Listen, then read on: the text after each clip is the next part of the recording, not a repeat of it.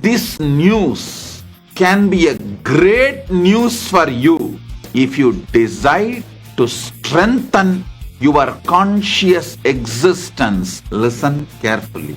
Within next 3 years, Nithyananda Purnima of 2027, the world is going to be filled, occupied with so much AI, you will not know the difference between your existential reality and AI.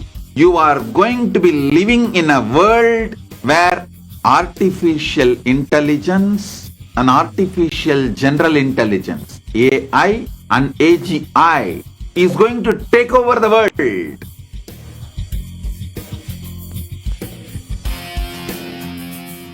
Okay, Nithyananda Purnima still raging on, and I'm getting a lot of boons and downloads and connections and just a lot of blessings today. All of my prayers and boons getting answered. So here we go. How to get US of A, USA, Foreign Grantor Trust. The hint is laws of war apply. All of this is bankers banking. America, the Republic, is not U.S. corporation or U.S. citizenship, which is a vessel. That's why maritime law, admiralty law, UCC, commerce contracts, all of that apply. So standing in honor, invoking Shiva Shakti, Nachiketa, Ramanuja, Swamiji, and Patrick Divine.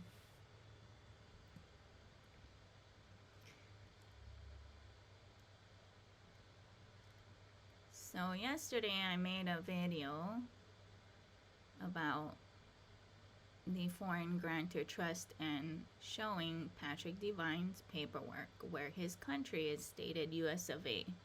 There is a full process that he did to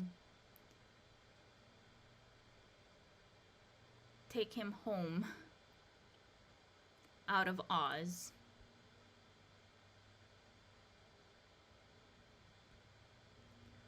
So this issue is a global issue, and it's very old. It's even well before this 1302 Pope Boniface with the whole mortmain.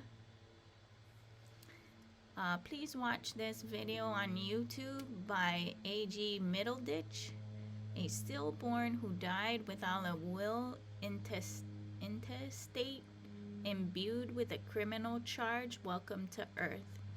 He has that video is very good content and nutshell overview, bullet pointed. What's really going on here? It's a global issue.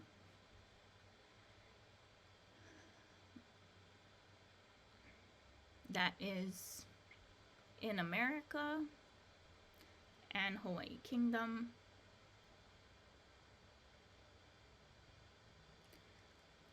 I'm gonna say something here. Everybody talks about, oh, your birth certificate, and then they cut the cord and they stamp your feet and all of this. But I'm gonna be really real.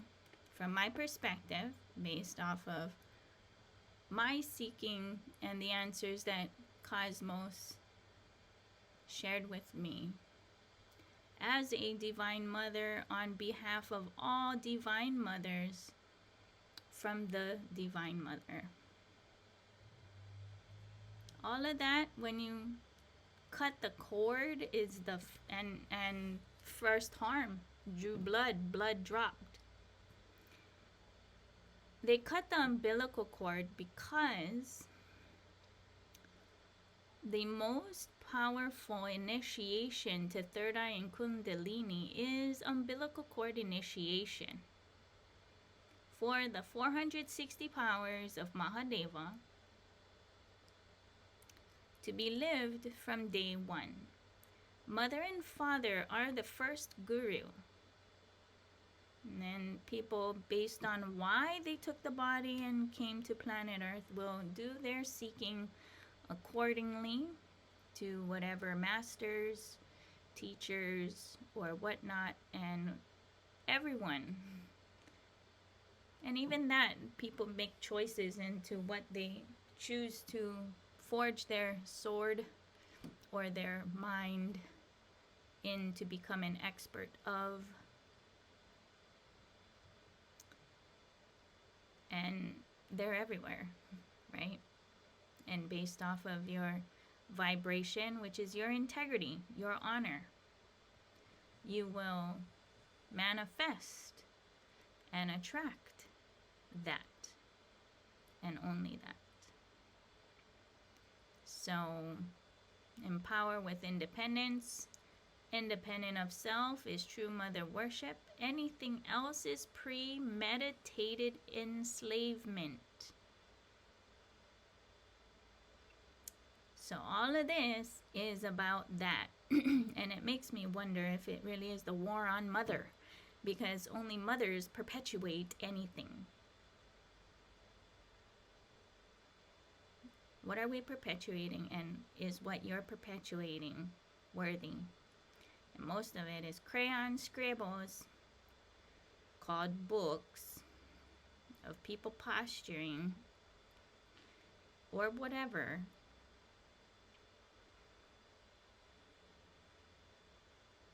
I have to breathe a lot.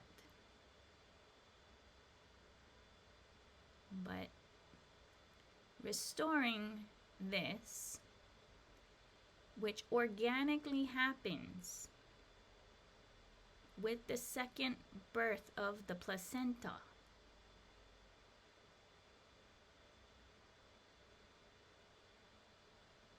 that should stay on until it organically falls off on its own, and it does, because all the blood in there belongs to the baby.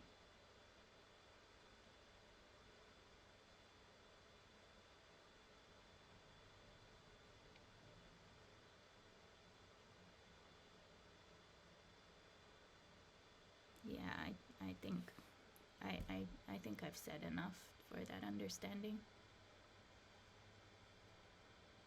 Or the cognition or thought current. Don't take my word for it. Right? You go and look in and you pray to who you call upon as God as to what is your answer. These are my answers, and I'm sharing them.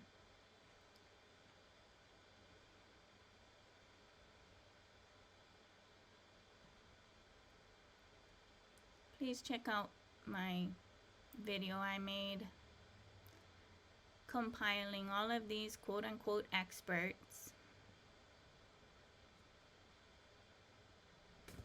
doing their thing, being who they are in their area of expertise, saying the same thing when it comes to God in their expression.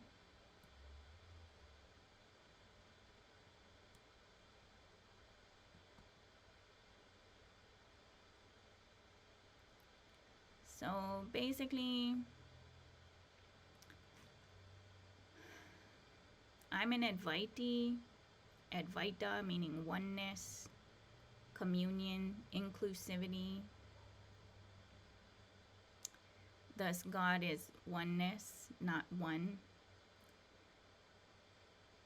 On the foundation of Advaita, all one dharma, meaning one religion, one thought current, belief system, whatever person, being, is its own cosmos, God. All those one dharmas exist in Advaita, but Advaita may or may not exist in one dharma, meaning the one religions. And a vast majority of people start at one dharma. which is duality, which only leads to competition, and when taken too seriously becomes infighting and leads to war.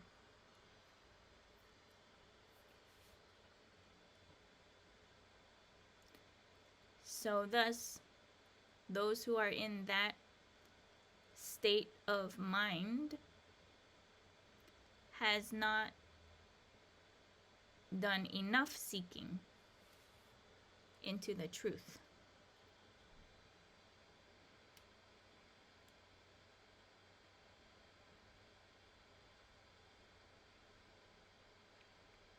And this is another creative expression of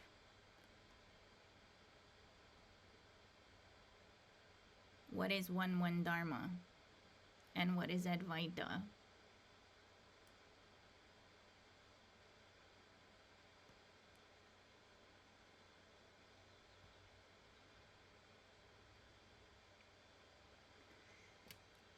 Because we're talking about laws of war, this is my letter to humanity. Dear Mr., Mrs., Miss so-and-so of this and that. Put your left hand on your heart and look the other in the eyes. You will know your part. I don't care who did what, tattletale, work it out. I am not, meaning mothers and others, a weapon nor a bully to gang up on, judge and executioner. You know better, so do better. Can't we all just get along? Every mother's mantra prayer. Okay? Sincerely, a Divine Mother, on behalf of all the Divine Mothers, the actual walking temple of life, more sacred and holy than all the temples, churches, holy sacred places, and human achievement combined.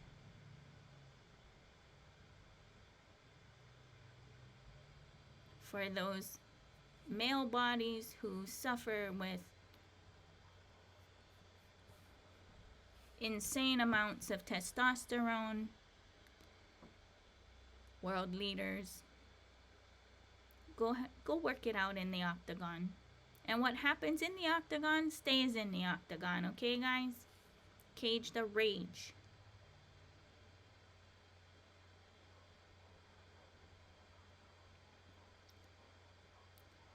It gets very challenging with decolonizing the mind, and colonizers are basically a thought current that spreads. And it's fundamentally sourced as bankers banking and trying to replace a corporate slave enslavement structure on the family structure, or entrepreneurs' family businesses. Yeah, it's simply able to revert by going home and taking care of your family. So, who am I? A lot of people, some people follow, and I'm not even doing it for followers. I'm doing it to share. And if I don't share and keep my hand open, and because I don't covet, Hawaii's not America, and trying to help diplomatically in investigative mediation for a peace treaty, because treaties are contracts. All of this is contracts, banking, commerce, UCC.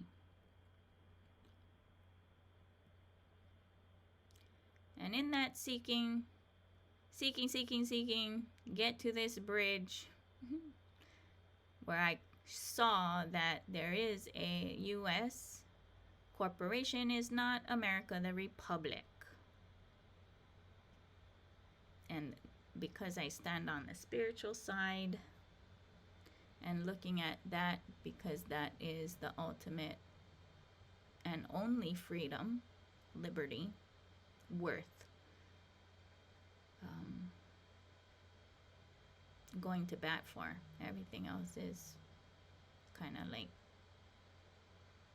waste of time for me. So yeah, that's where I'm at. Hawaii's not America. But this situation, because I'm very conscious, provides an opportunity to inspire ideas, possibilities.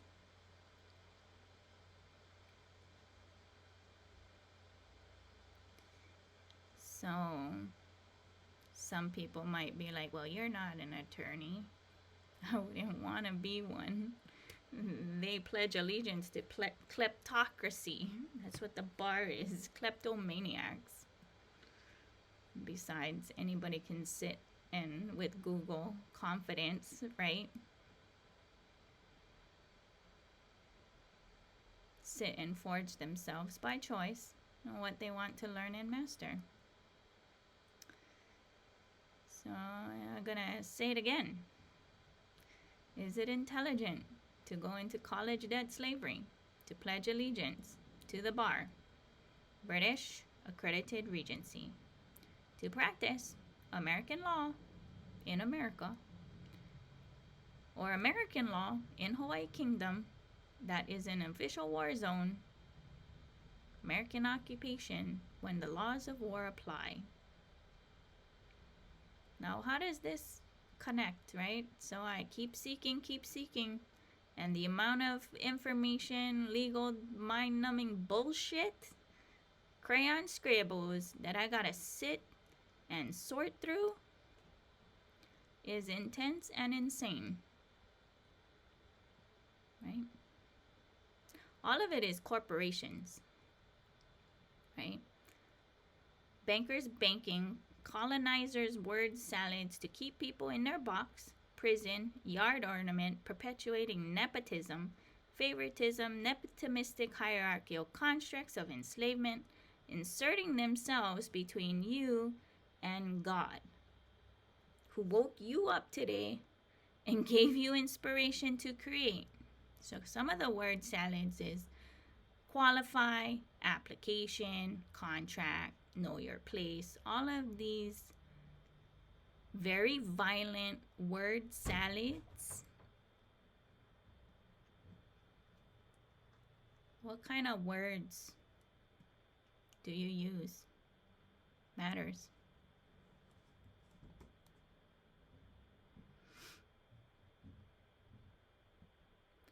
So here in Hawaii, I'm just giving a shout out to Gene Tamashiro because he goes to bat for insane things. But recently, on the door of the police commission, they admit they operate under the color of authority. For those who don't know what that means is, unless you acquiesce or you whatever, they have jurisdiction over you. Now, I'm sure there are others who go to bat, but for Hawaii is not America, I see only Gene doing that. Now, for those who see this and have other people who have, please share with me who else has been going to bat, going to jail, going.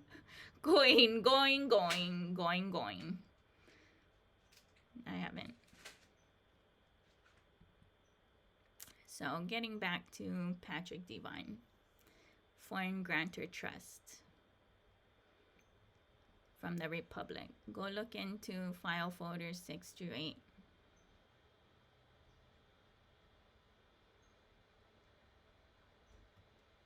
The solution for everybody is the individual private banker, every mailbox is a postmaster general operating the non-UCC private estate trusts and self-governed sovereign. So again, this is Patrick Devine's paperwork on the Foreign Grantor Trust. As you can see, it says US of A. I did find one that said USA also. I'm questioning, does it matter? Anyway, so what is the solution for me and where I find myself, right? For Hawaii Kingdom, because all y'all get the SSN and birth certificate too, which is your estate and trust fund number. That's the key numbers for your, and everybody is a trust fund estate holding baby, all right? Whether you're American or Hawaii Kingdom with those numbers, because it's all banking.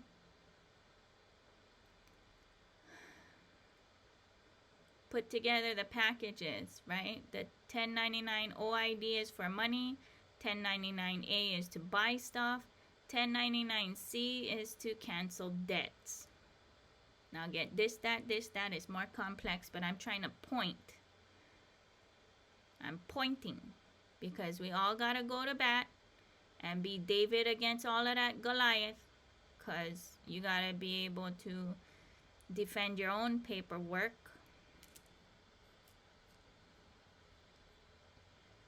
And you be careful out there.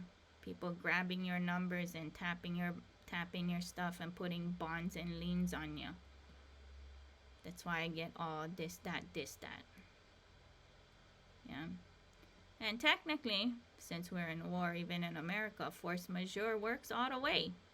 Force majeure over here, force majeure over there, right? What is force majeure? Force majeure is a remedy, a legal remedy, in the case of war or occupation.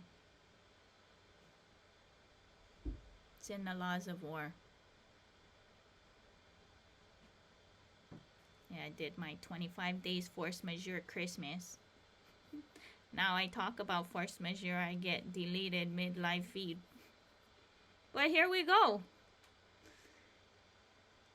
What is the solution? Because for me, I'm talking about global peace treaty, because global peace treaty is the only actual and factual humanitarian law, not some book written by some guy, since it's contracts. Treaties are contracts in the UCC commerce world. And Hawaii is not America. America, the Republic, is not U.S. corporate America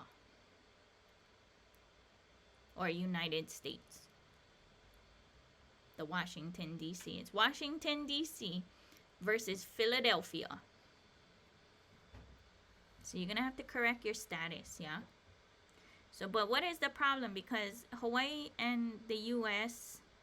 are so intertwined because of the money, right? It's like on divorce, right? The money is so intertwined. How do you correct this? Well, it starts by every person correcting themselves, and then people being real honest about it, right?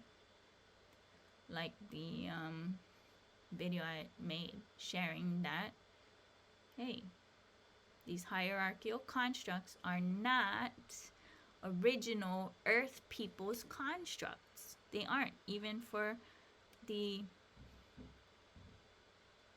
indigenous peoples of Hawaii.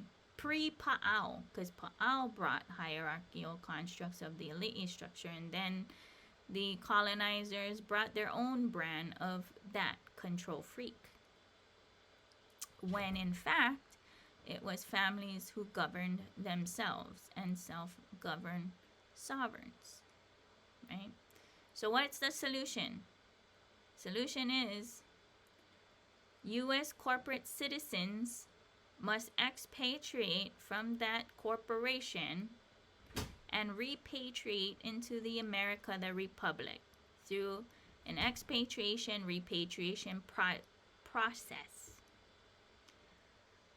Now, the funding, because the babies we gotta feed the babies and take care of the babies, right?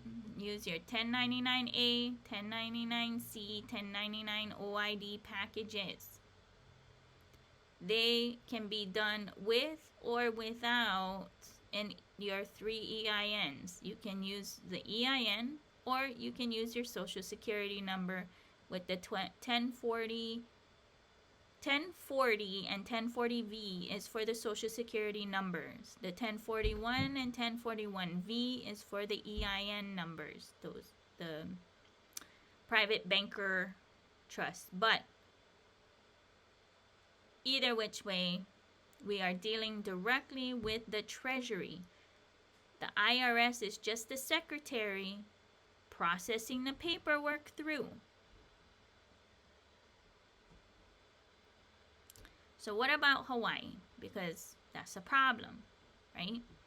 So Hawaii must expatriate, Kanaka Maoli, expatriate from the U.S. corporation, repatriate into America, the Republic, all the while processing all of the 1099A, 1099C, 1099 OID packages with the 1041 or 1040.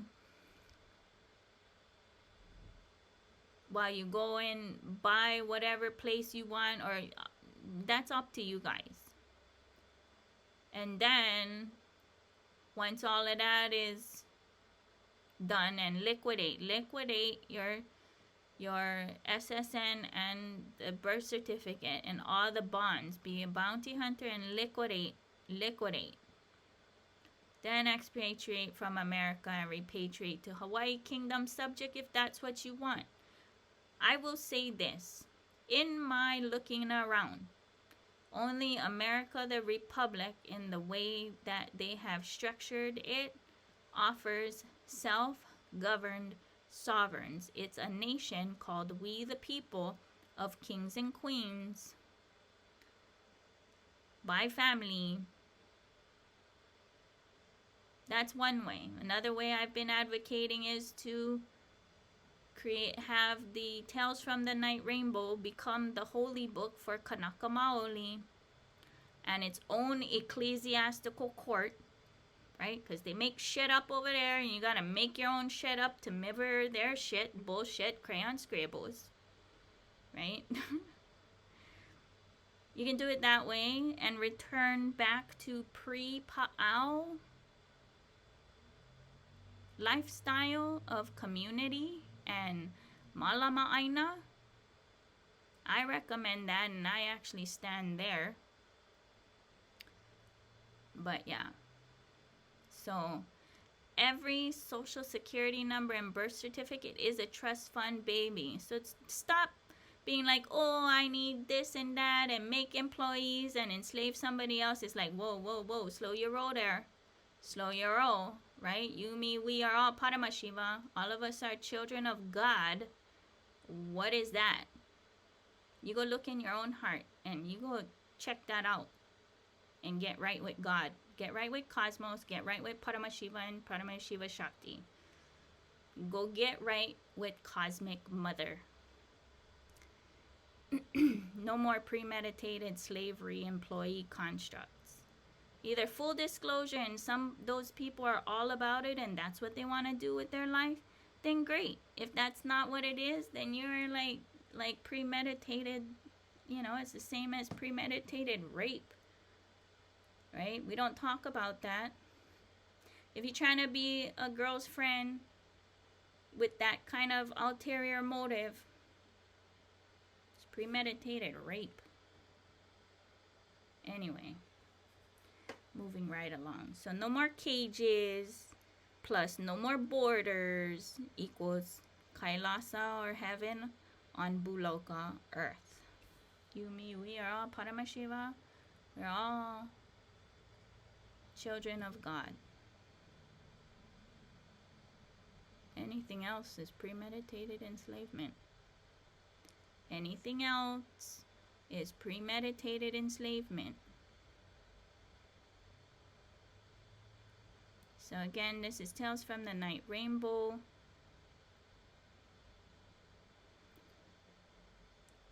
Pre-Pa'au had self-governed sovereignty, something to think about for those who are Kanaka Maoli and live in Hawaii.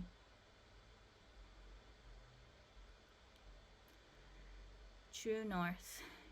Can't we all just get along? That's every mother's mantra. Every mother's mantra. Freedom of choice with full spectrum upfront disclosure.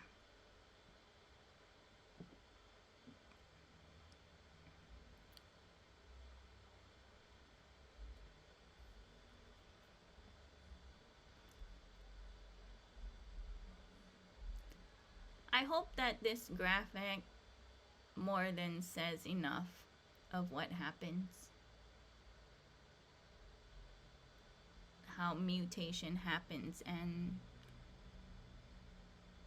fusing together happens, and how mutation and progress happens. Me, myself, I'm a mixed baby too. Trying to balance all these energies and storylines and whatever that comes with that. I've seen people who have a mix of like 25 here in Hawaii. Bless them. Managing all of those energies, storylines.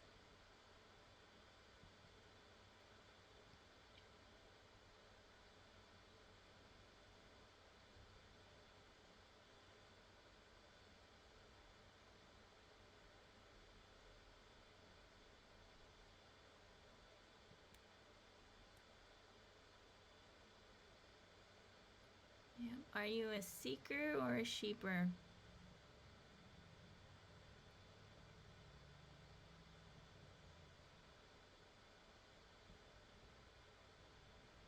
The other thing too is that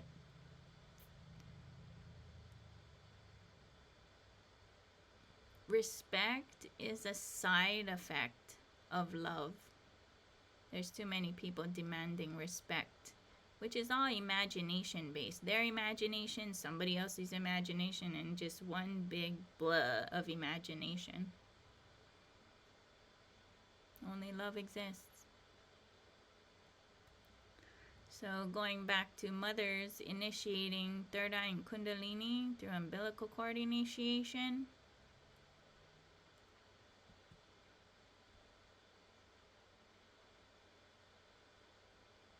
Doesn't matter who you call upon as God or who you believe as the ultimate. Everybody equally will get static electric shock.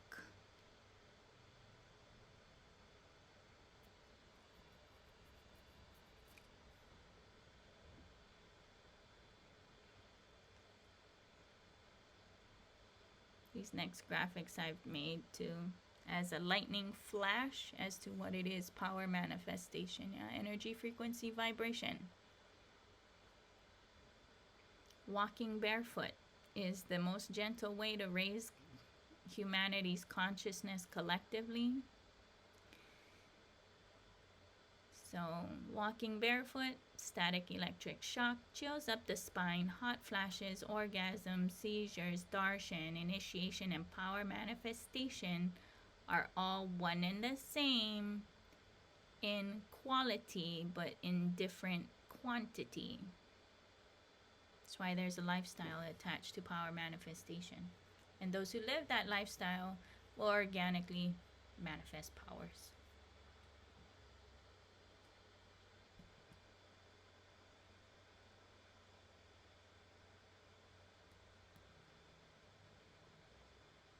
Happens regardless on who you call upon as God. Those who know me and experience my initiations, understand where I'm coming from. Because I initiate and train regardless of who you call upon as God, 100% manifestation. Because it's not you who manifests, it's who you call upon as God flowing through you that manifests and blesses.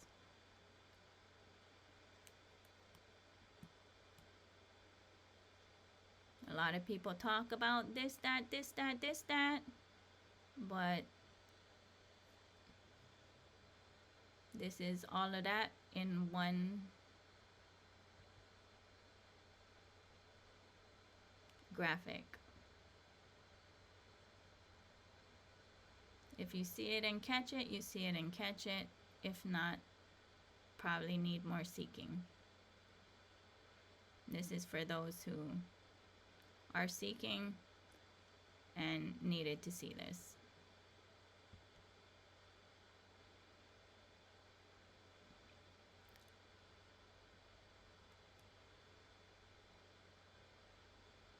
This is how to operate from eternity, from that space of eternity. For me, everything I do is win, win, win.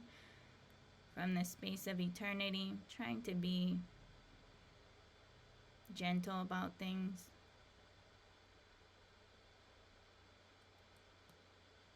I try my best.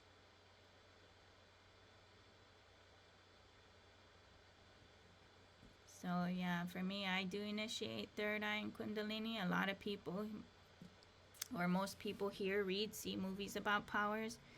Few express them and initiate. Few express, initiate, and train. I initiate and train, but I've got a lot of work to do. And I don't even consider myself a guru. I could, but I'm more of a sounding board because you're a guru of your own life. I'm not you. And Swamiji is Jagat Guru. And he teaches. He even teaches me. I was expressing powers before meeting and looking for Guru. So I point to him in Kailasa's Paramashivoham. So everybody can. But it's training from the Hindu perspective.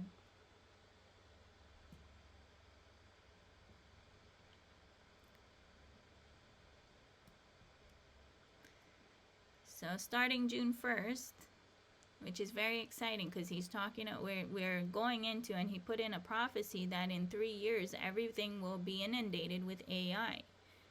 And the escapism and fantasy and this and that comes with it requires strong commitment to consciousness.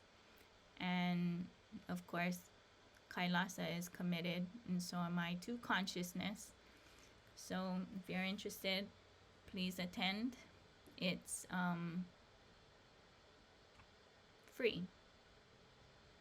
Hindu social constructs are food, education, medical care is free.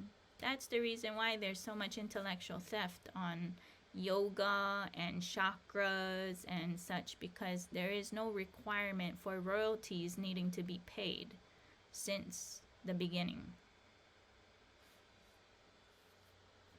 Because knowledge is free.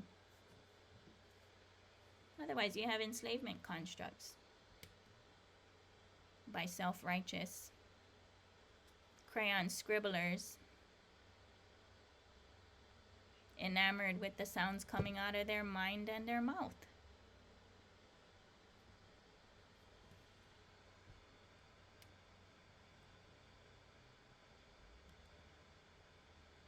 Just gonna leave this here.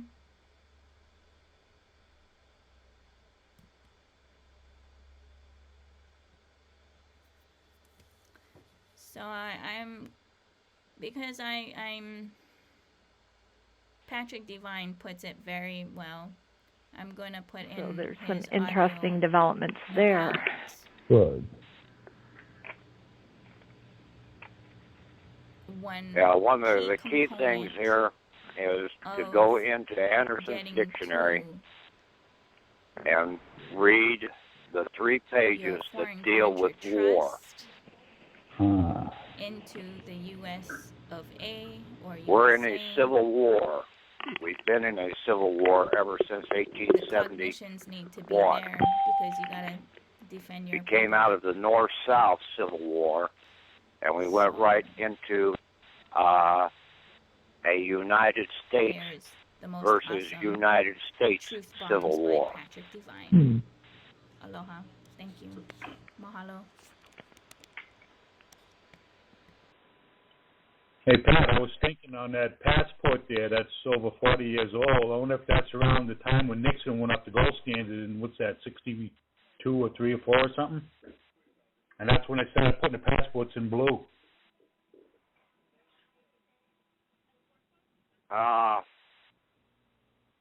No, I think he had it before. I'll have to find out exactly what year it was that he got that passport. But basically, he had a passport ever since he was 5 years old.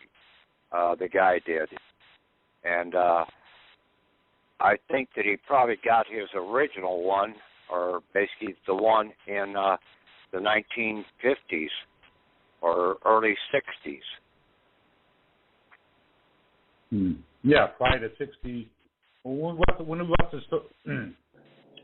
Prior to basically them taking Kennedy out and basically Nixon or Johnson coming in and screwing everything up. Right.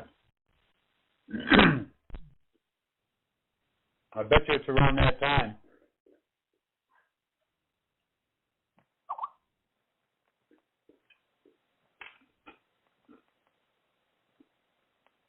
Yeah. So, but one of the key things here is everybody, when you read the definition in about war in Anderson's Law Dictionary, it has some things like when the regular course of justice is interrupted by revolt, rebellion, or insurrection, so that the courts of justice cannot be kept open, then civil war exists. And right now, we do not have courts of justice. They're closed to us because they have us listed as we are a rebellion against the national government. We're sided with the federal government, which is a foreign government, and it was copyrighted in England in 1871. So this federal government, United States, that is in power right now, is a foreign belligerent government. That's why all these damn belligerent laws and everything else. The right to vote was a privilege, a civil right privilege that was granted by this federal foreign government, United States, federal government.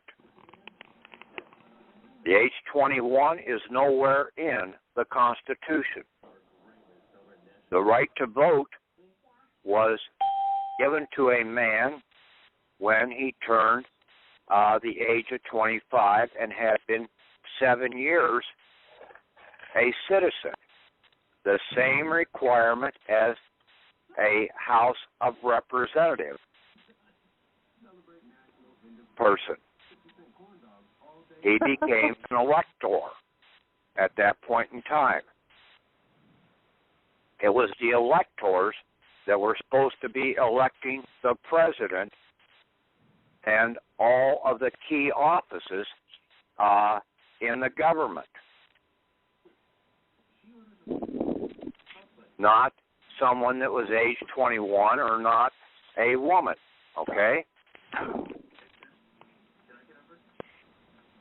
It's only in the federal government, the belligerent government, that is allowed those actions to take place.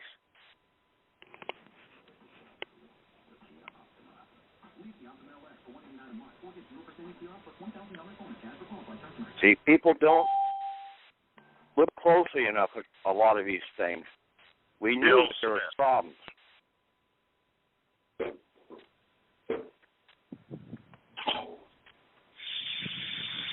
You on the line, Bill? Yeah, I'm on in. The line's on in too. Okay. Yeah. When did Gerald get his passport? What year? Let's see, this was 1978. About 1978. When? About 1978. I said about 1978. That was his very first passport. Yeah, 78. This is either 78 or 79. You know, he's had it 40 years. Okay. But the thing about that passport might have something to do with why it was like that. What? Yeah, AKA. He had what? He had an AKA name. Yeah, the AKA name.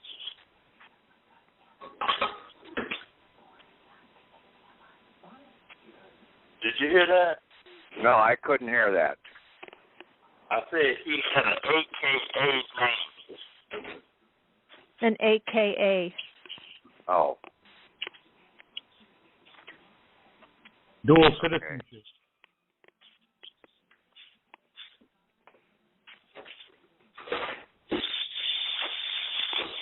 But anyway, basically he had the number was the same number that was on the back of his Social Security card. Yeah.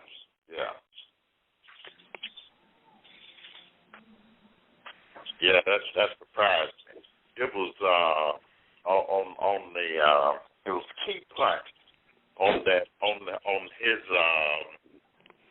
his passport. Okay. It was key punch the F, and all the numbers were key punched in, and it was 3, 4, 5 pages. About 5 pages of the passport punched in.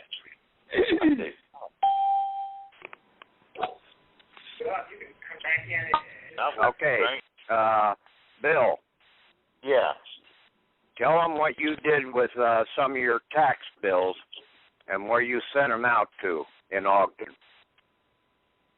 Okay, on Ogden, it goes to well, you do the EFT part. You can do the EFT and use the 6,000 number. It would be your Federal Reserve number. You use that Federal Reserve number. Whatever number that you got on the back of your Social Security card is going to be your Federal Reserve number. So if you got a B, whatever that B represents. If you got a C, whatever that C represents. Always know what, and from that point, you put exactly what's on the back of your Social Security card. Exactly. Okay, for the bank routing number what you did on the money order, you took the routing number, and you put the Federal Reserve corresponding Federal Reserve Bank that corresponds to the letter. That's right. Exactly. Okay. Now, in the account number, you put the exact number, letter and all, in the account number. Exactly. Okay. I don't change that letter to zero or nothing. I leave that. And then you did a 1040V with that. Right? You can do a 1040V or you can do it online. Or you do it online, but you have to come in and you used your estate EIN number, right? The state EIN? No, you don't do that then. Not if you want to do your taxes. If you want to get rid of your taxes now. You have to tie it in there to your EIN some way, or your Social Security number, right? Your Social Security. That what happens is that bank routing number. If you put that bank routing number, that number on the back is gonna tie into your Social Security number automatically. Well, I use the Social Security number to discharge taxes too. Mm-hmm. I use that. It don't matter because it's basically a number but an account number or a Treasury Direct number, depending on how you're using it.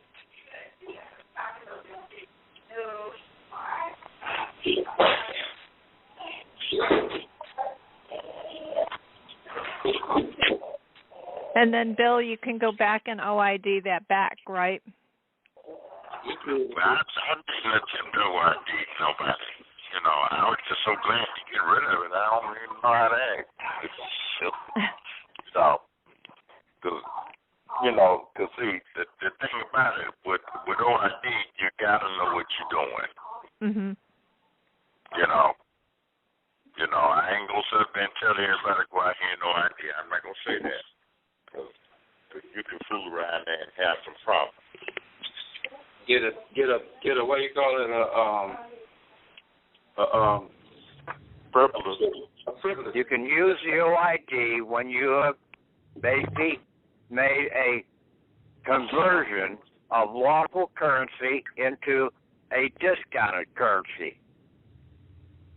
And you just did a lawful currency exchange in the process. Okay. Okay? Now you can do the 1099 OID because they withheld the discount from you. Okay. I recall looking at something they sent me a little while back that they did say I didn't make a claim on something. I didn't claim it. So that ain't right. Yeah, see, when you're using that number on the back of the Social Security card, that is basically, and according to that other about the passport being the same number, then that has to be your real asset account number. Right. So that's mean the IRS using it too. Yeah. And I also saw a mortgage company using that I had. They had it on a document. The actual number. I'm about to bust them with that because they went out there and had the money already and still trying to claim more.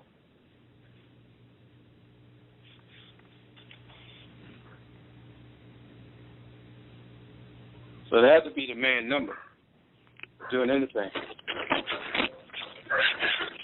I think the first one might be the one.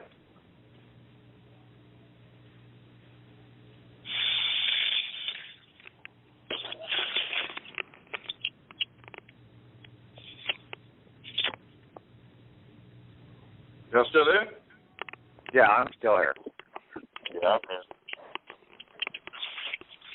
But well, then again, I think I probably used the second number I had. I had the newest Social Security card. Yeah. I used the newest Social Security card I had to discharge. Yeah, you got to use the newest one because basically the other one is changed out. Right.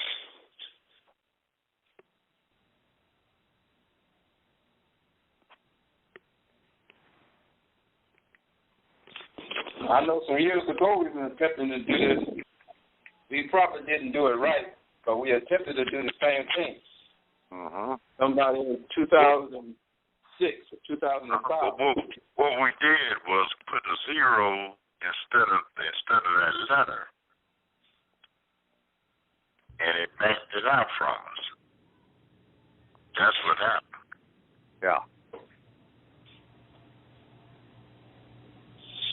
we around here adding stuff to what wasn't even needed. Yeah, you should be able to take these money orders now and send them right into the Treasury and have these processed through. It should be, yeah. Yeah. But see, we don't know if that's just a discharge number or not. I don't know if you can. The thing is, there's two different processes. Discharge one thing is one thing, but to get something is another. So if you don't know, you can die.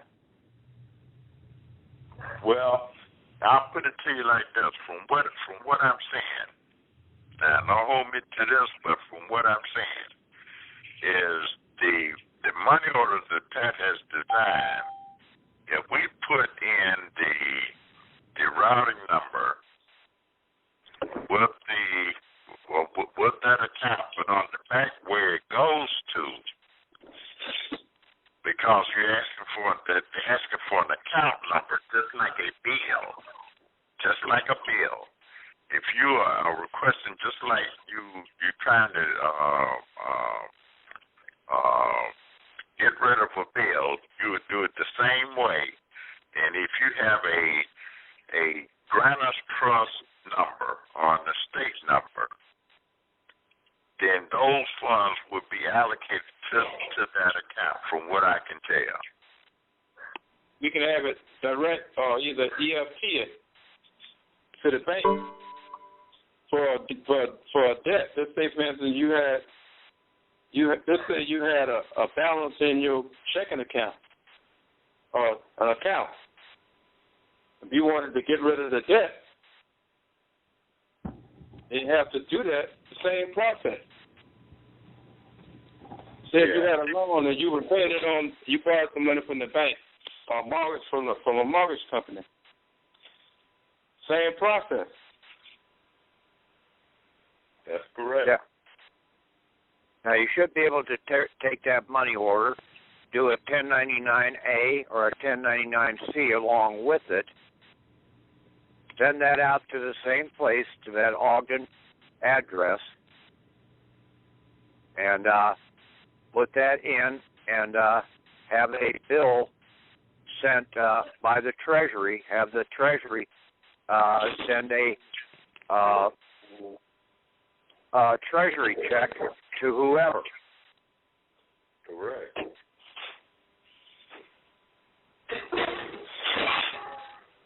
Same thing with a person.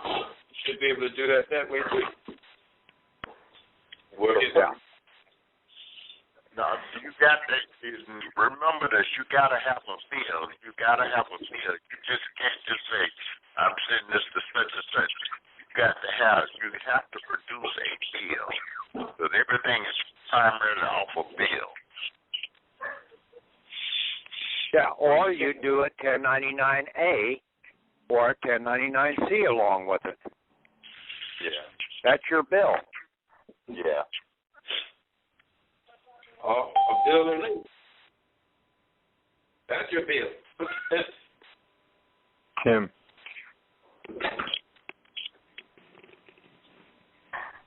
You can get one up in the post office. And for the money Okay, order, now that's if you're staying in the system, okay? When you come out and you get back to being a national, instead of being a federal citizen, you become, and you're going to repatriate. You're not going to expatriate. You're going to repatriate back to being a national citizen. Okay? And right now, all the courts out here are closed to us, and they're all just federal administrative agencies. Okay? They're closed to us because they have us listed as national public enemies. Yeah. So the de jure courts of the country are not open to us. Well, I believe there's a way you can make them open to you. Yes, and that's what I'm talking about here, okay? You have to go in and you have to basically make a statement into and present your charges. You come in to revoke and to discharge your American national allodial persons of all their foreign United States and state of federal citizen pledges, debts, taxes, and liens and everything, and obligations to the federal United States. Yes, there's one thing that I noticed, and this is something that kind of found out by accident. And this was been within the last, I guess, 2 or 3 weeks. And since you mentioned that, is if you still have your voter registration card and you have not voted in the last election or whatever, you have to contact wherever you have that voter registration card and get it completely out of the system. Because if you don't, this is all part of it, Bill. Yeah. Okay, listen up, okay? This is right in what needs to be done in that war definition in Anderson's dictionary. Okay? You have to come in and you have to basically revoke being in all your foreign federal allegiances and pledges. When you do that, then the sovereign nation, the United States, in its sovereign capacity, has to aid you in basically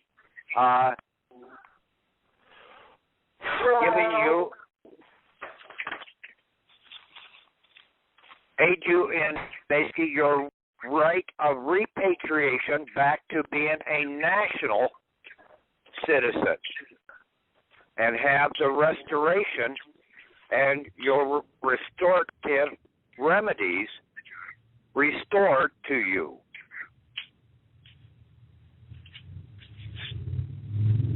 You know what?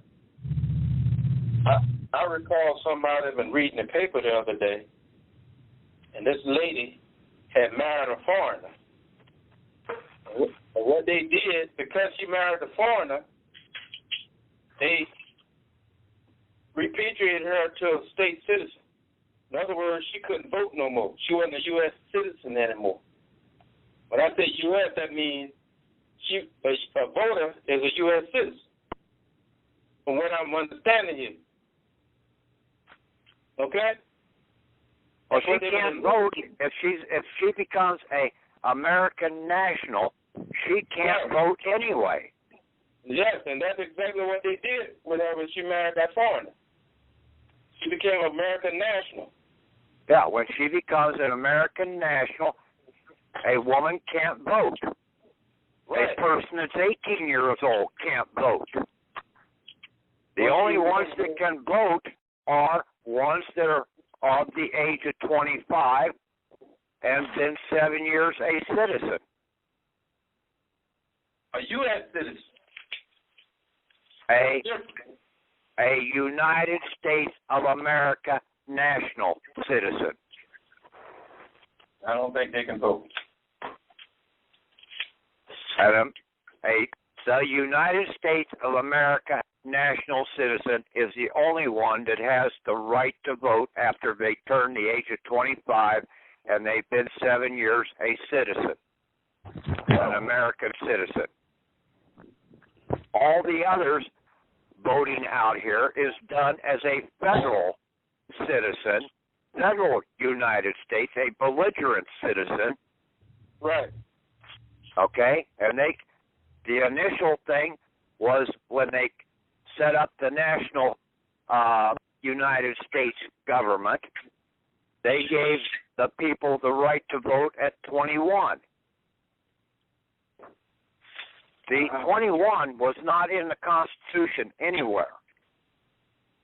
They did not put the word national in the Constitution because they did not want to, when you go in and read the definition of national in Anderson's dictionary, but nation, let me see, where the hell is it? The word national was excluded from the Constitution because it might seem to present the idea of the union of the people without bringing into view that the one republic was formed out of many states. Okay? They wanted to keep it that it was made, that this nation was made out of many states. But towards a foreign power, the country presented itself as one nation.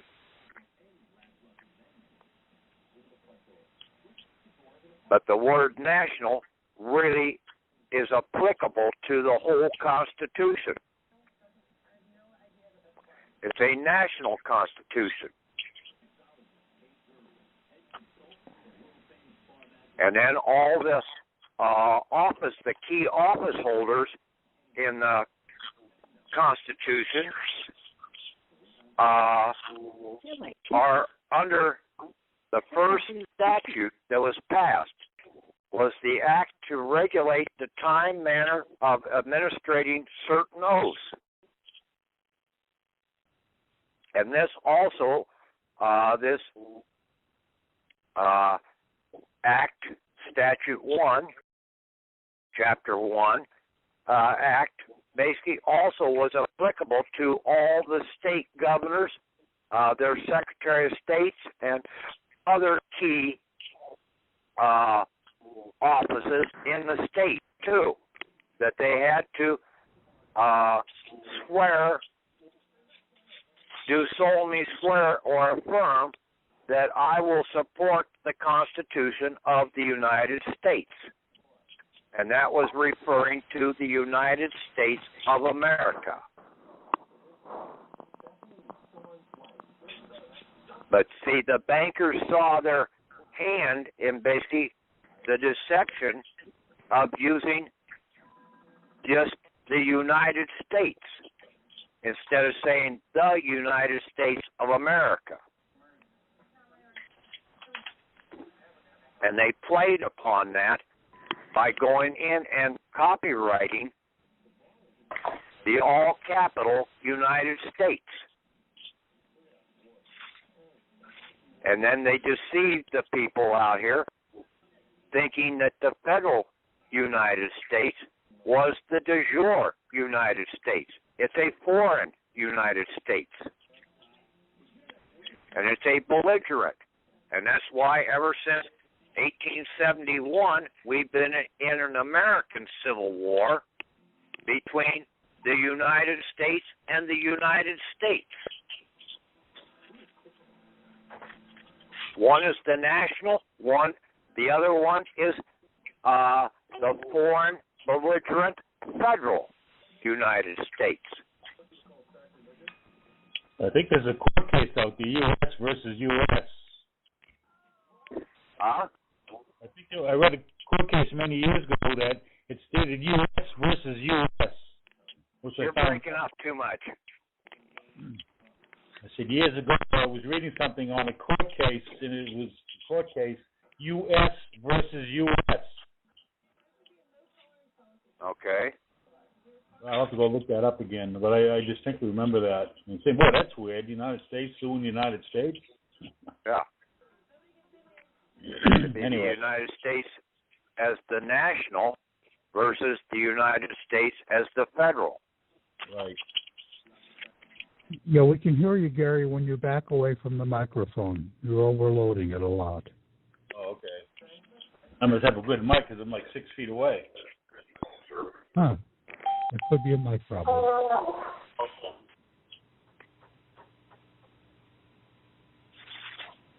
I'm redoing that item, and see, we have to go into the Secretary of State's office in their national capacity.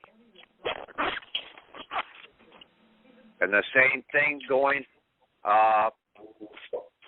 into the state Secretary of State's office in their national state office.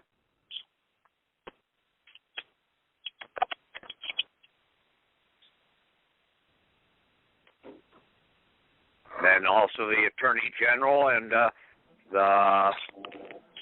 we would go in and we're calling upon the American sovereign nation by way of the National Office of Secretary of State for the National Constitution government and their constitutional oaths of office to aid in my right of repatriation as an American national per my national right of pardon and restoration of my rights, property, and estate.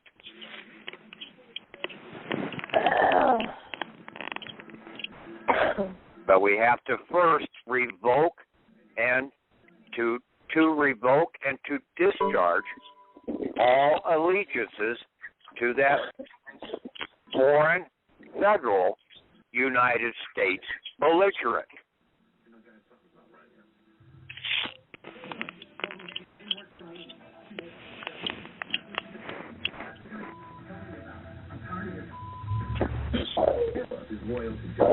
The courts all were closed to us because we became a national public enemy. And that was addressed in the Trading with the Enemy Act.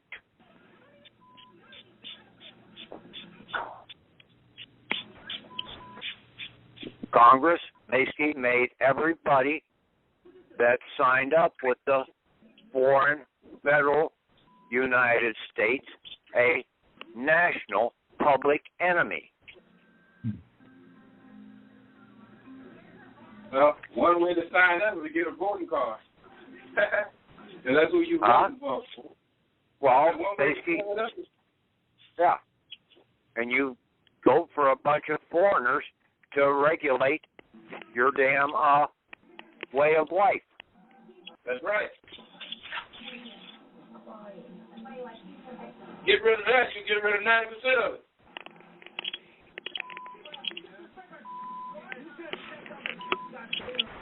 Now, it says, when a foreign war breaks out, it is the duty of the citizen to return home without delay. When the war is civil, it is his duty to leave the rebellious section and adhere to the regular established government.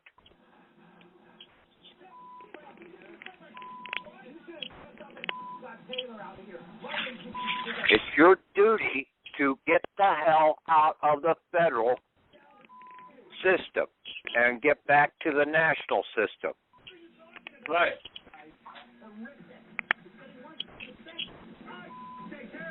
But how?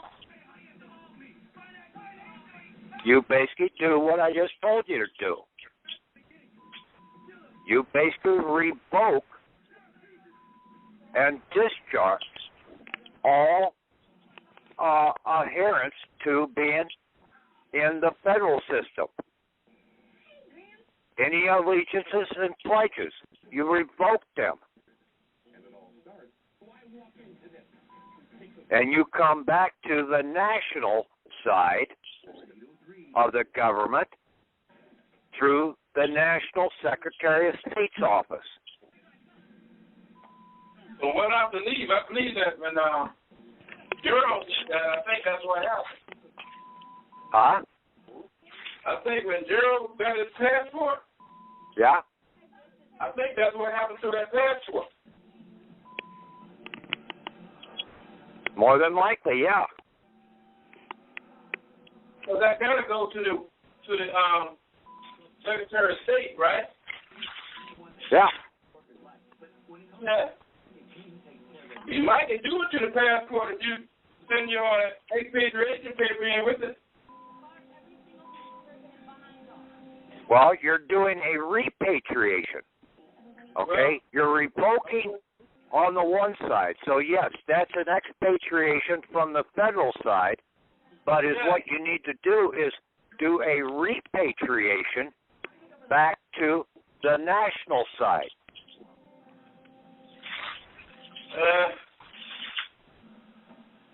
And you have to be pardoned. Pardoned?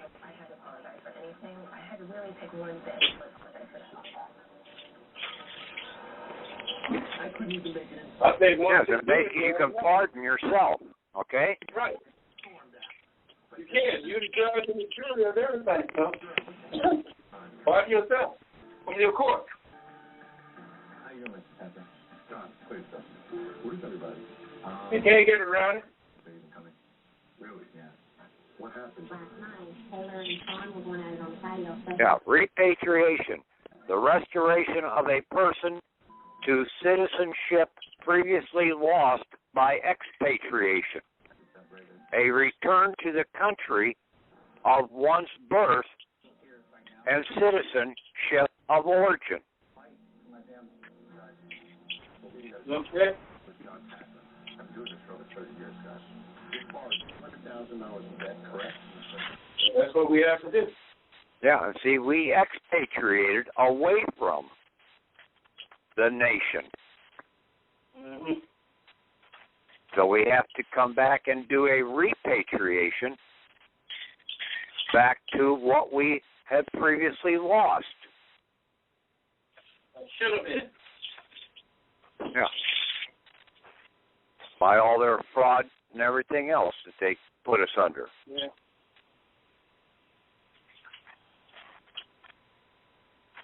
The Pharaonic system of government, the Book of the Dead. That's what federal stands for. It's basically the Pharaonic Pharaoh's Book of the Dead all the way back to Egypt.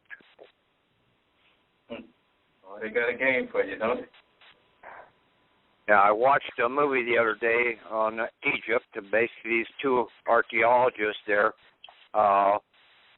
were one from France and the other one from Egypt. Basically, were going through digging up some tombs of some of the pharaohs or certain key members in the pharaoh's system, and basically they had all this gold and everything buried with them. Well, what would a pharaoh be wanting to have all that gold for? It wasn't to go into the next life. It was to keep that gold and assets away from the people, just like the bankers are doing today under this federal Book of the Dead. They're depriving the people of the useful assets that are out here by taking all the gold as much as they can off the market and burying it. Therefore, depriving the people of their usefulness.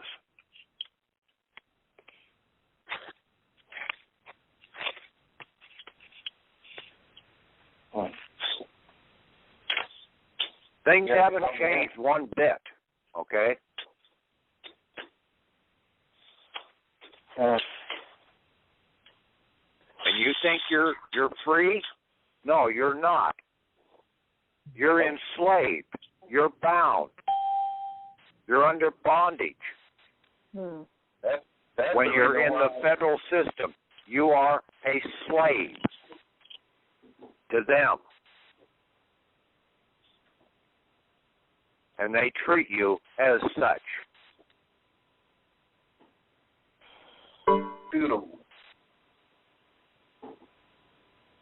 Yep.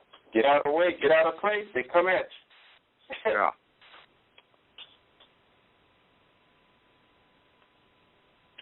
Probably that's the reason why they got these imperial courts, because they look at the U.S. citizen as inferior.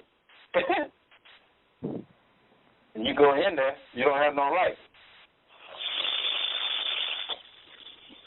Yeah, that you come in as an American national and you revoke all federal allegiances and pledges, then they can't touch you unless you've actually done a heinous crime, and then you're going to be tried in that capacity anyway.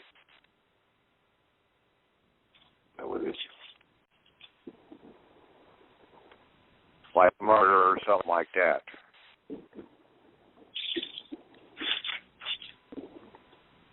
Yep.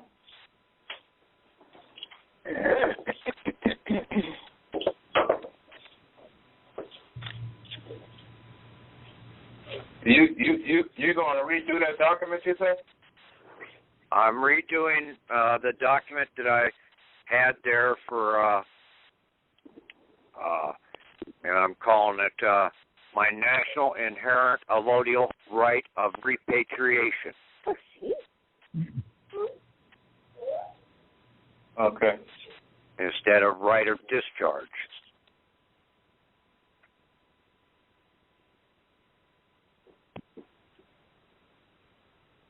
Because I'm going to come in and I have the right to revoke and to discharge all foreign federal government belligerent contracts. They were all based upon fraud.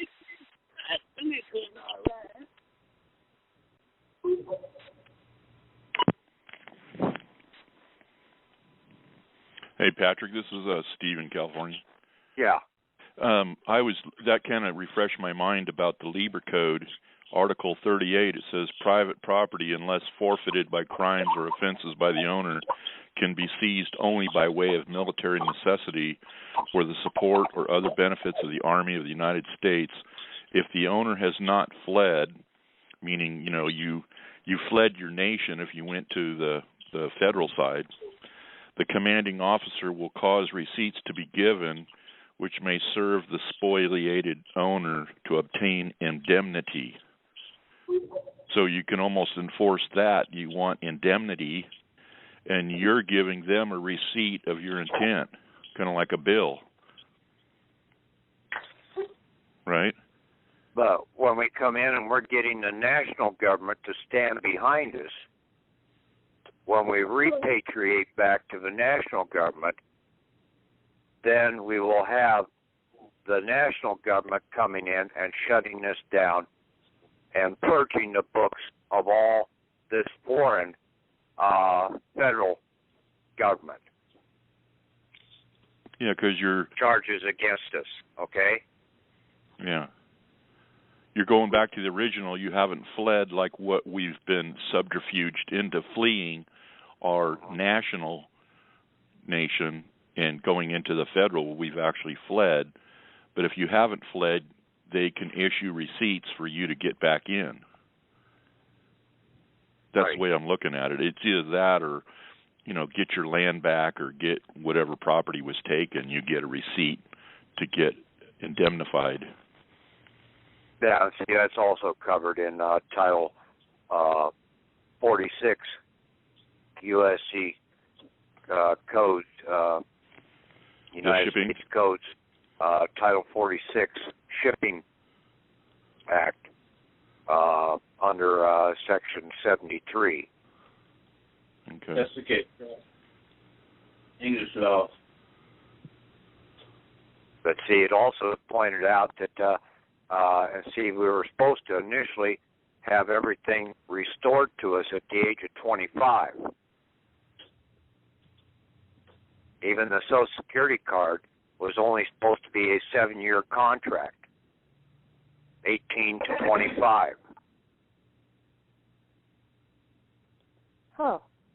But we continued to use it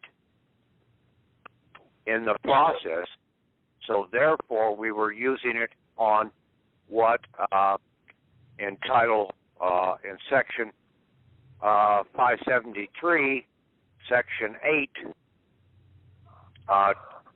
subsection B, to where we continue to use the item on the same route that the foreign trade was being utilized on. So therefore, it was kept in play, but otherwise it was supposed to be shut down. So as long as you're operating in the foreign trade, then basically you can't shut this thing down. That's why you have to go in and revoke everything. And you revoke all foreign allegiances, pledges to the foreign belligerent federal United States government. And I listed my state of Iowa certificate of live birth because both the state and the federal state and the federal United States both are utilizing that one document as a federal document. The Social Security account is under the federal federal zoned United States government. The postal passport, the blue passport, is also under their side. The military DD-214 is under the federal zoned United States government, and also the certificate of baptism has been granted over to the foreign state Church of Rome.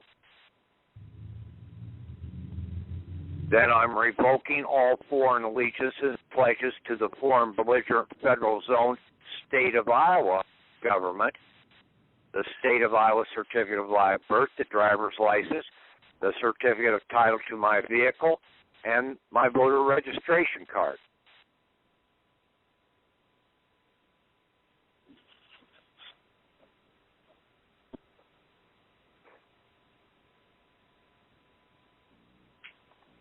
Then I'm going to call upon the National Office of Secretary of State to aid in my right of repatriation.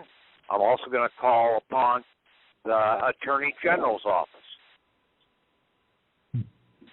both at the national level and at the state level, because they're both, the national level is the American sovereign nation, and then at the state level, it's the Iowa, in my case, Iowa sovereign state level. And see, we have to go in, and when we're going to the national office, we're going to the sovereign.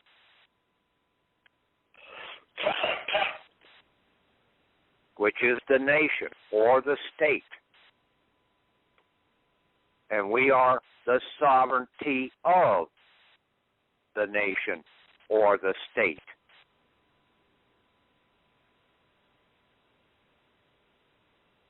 And that's what we have the right of repatriation back to our sovereign, because we are a sovereignty of the sovereign.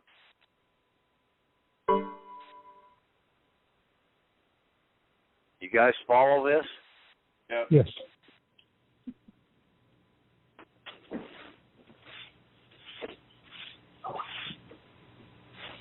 But I found all this pretty much in that wars, about the Civil War. And see, we're still in a civil war.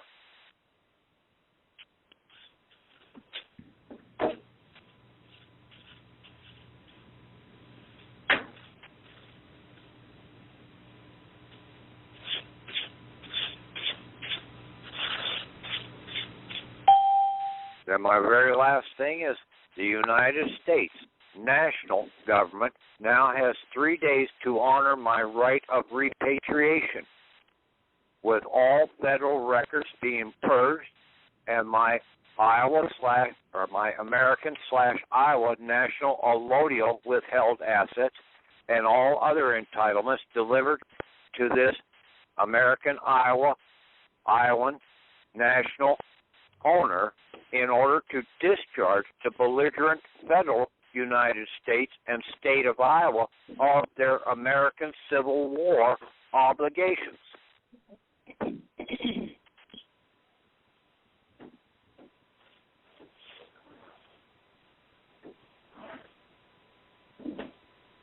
kind of like when you said you turned 25 and you have the right to get out of the Army. It's like we had the right to get out of their foreign federal jurisdiction. Right. Same thing. It's just you're getting out of their civil war. You're going back home to the right side. Yeah, you're going back to your origin. Yeah.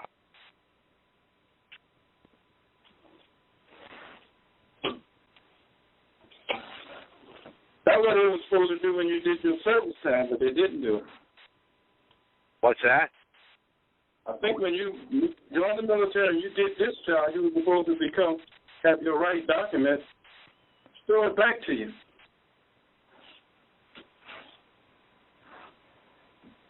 Yeah, but see, they were still kept in, we didn't discharge because those discharge papers were all still registered under the Social Security number.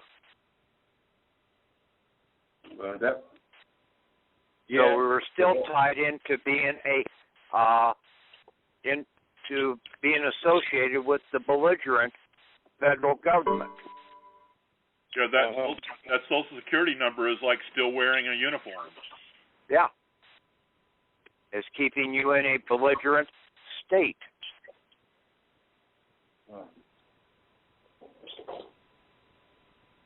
And then see the driver's license, the voter registration card, all these other documents out here. Basically, they've all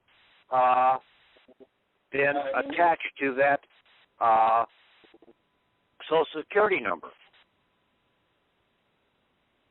Okay, that's part of the reason why they call it a credit direct number. Possibly. So, like you said, they have 3 days to do it. Otherwise, it is an act of war against you because they're proscribing you back into their army or back into their civil war when you're trying to get out. Well, but it's the national has an obligation to honor our request. Okay? Our right of repatriation.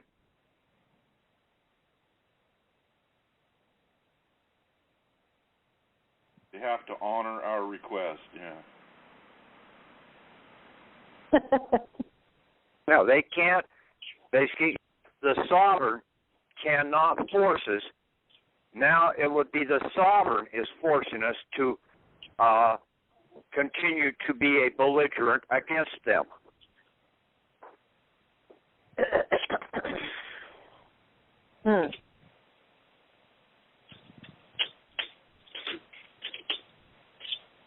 Can you say that over again, what you mean? I know, I just kind of hard to get your mind wrapped the way you said it.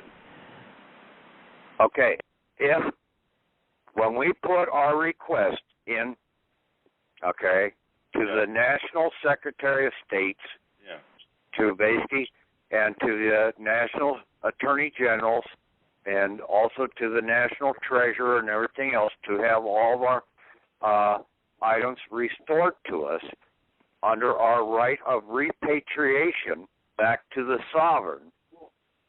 Now, if they do not honor that, our request of repatriation, then they are continuing to force us to be classified as a belligerent. Now, they're the ones that are basically in violation of the law.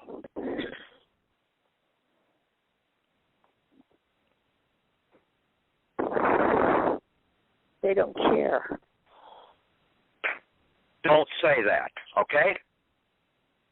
We haven't approached them in the right way. Nobody in this fucking patriot community out here has done it in the right fucking way. You use shit like that, and I will start swearing a blue streak. Okay? They don't fucking care. They do care when their neck is on the line. So, Patrick, would you suggest incorporating a lien in that and a claim against them? No. Deliver your intent. That'll get them on the right side. you do what is called for right there in that war definition. It has it right there. You have to Go ahead. I said I just spent like 4 days in jail because of an inspection sticker and them abusing my rights. So I'm ready to put some claims down on their ass. No, you gave up your fucking rights. Okay? You're in revolt against the nation. Now, you're over as a federal citizen.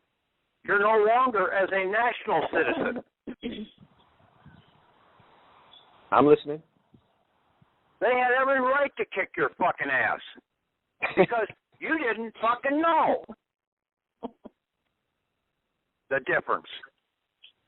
Well, it's a total abuse of power, so hopefully these standings will It's because the people do not know the law, and you're supposed to be responsible for knowing the law. Yeah, and you've been operating with the wrong laws out here. Yeah. Well, the statutes you're speaking of? Huh? The statutes that aren't laws? No, they're not all of my laws, okay? Ever since the 14th Amendment, most all of that shit is bullshit. Yeah. So the countless statutes and shit that they put out there is obviously, it's not law. It's what they collect it is for the foreign belligerent that is taking control. Gotcha. They're proscribing you. If you're not in the de jure, you're in the District of Columbia. They have laws that say that. You're a corporation. That's what it's for. Yeah. Like you said, you're still wearing the uniform. Damn, I thought I gave that up. No, you didn't. Never again volunteer yourself, the Navy. Well, the Marines or wherever you want to be.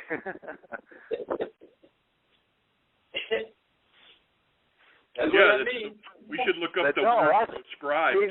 That's the whole problem. Okay, it's real simple. Okay, when you read that definition and read it, you'll see why the courts don't do anything for us. I've been to every court out there. The doors are closed to me. They say, well, we don't have jurisdiction. That's right, because I'm treated right now as a public enemy to the nation. What if you go in there as a prosecutor? Huh? Even What if if you you go go in as a prosecutor, you're still, with that fucking Social Security card, you're still a fucking federal employee. You're a federal employee. Gotcha. Okay? I feel you. Yes, any one of their documents that basically has you tied into being a federal slave, they're going to treat you like a slave. They did that. Yeah.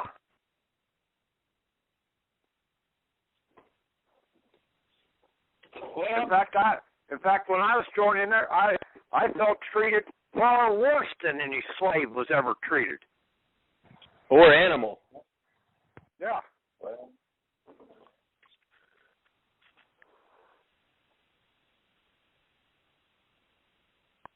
It's a goddamn disgrace to be part of a situation like that. I'm with you, getting out of that. See, that's why you have to do this repatriation back to being a national citizen, back to the sovereign. You have to break away from this belligerent. Well, wouldn't that document have to be an affidavit? Huh? Wouldn't that document be an affidavit for us? I still didn't quite understand what you said. Slow down a little and speak clear. Wouldn't that document you're putting in there should be an affidavit? Well, it is, in a way. It's basically my will. So, on a let's say for a court date, you go in there and present these papers to the court as a statement of fact to the judge. You hand them those things along with the other evidence of the tickets or whatever. Is that a good way to get it? And you say, I revoke and discharge all oaths and pledges to being an American or a United States federal citizen. I am basically demanding my right of repatriation back to being a national citizen. Can you do that like in a regular, just regular city court? If it's an open court and it's a court of record, yes. All right. You have to clarify that, obviously. Say, Judge, is this a court of record? Yeah. Okay. I'm going to give it a whirl. I'll put it on film if I can. Well, I'd put it on paper, too, but basically... Well, of course. If you turn around and you get this document written up and send it to the Secretary of State in their national capacity, both at the state level and at the federal or at the national government level, the national state level, and the national nations level, okay, Secretary of State and the Attorney General in their national office, and then you can basically hand a copy of that to the damn judge. Say, I'm a national. You have no jurisdiction over me. Gotcha. Sounds good. I like that. See, I'm also demanding from the Secretary of State a green national passport for my right of safe and neutral passage. You're not going to request a black one? Just joking.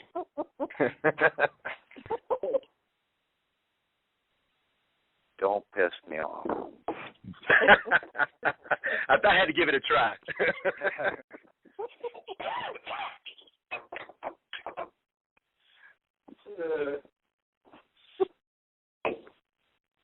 That's just the way I roll. No, there's several things that you ought to look up. Like I said, read that whole definition in Anderson's about war. Go into Ballantyne's and look up some of the items there, okay? Look up revolt, an insurrection, a rising against authority. The act of a seaman is unlawful and forcibly, or by fraud or intimidation, usurping command of the vessel, or depriving the master or other officers in command of his command.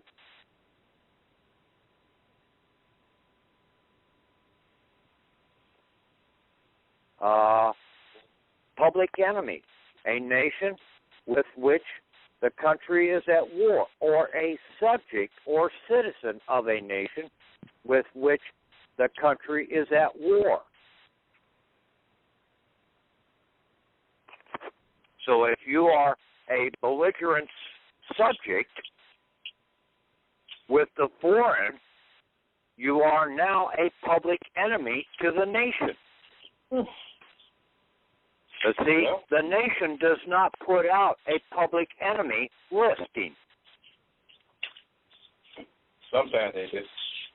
Only the federal government puts out a public enemy listing. That's true. Yeah.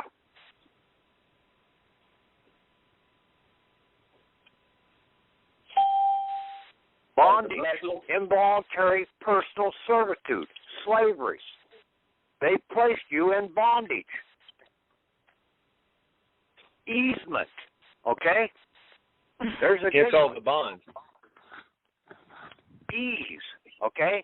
Start off with just the word ease, comfort, contentment, enjoyment, happiness, pleasure, satisfaction. Now, easement, a servitude imposed as a burden on land. And see, that's what they've got you under all these different contracts, is they imposed an easement upon you and your property. Placed you into a servitude. Under easements.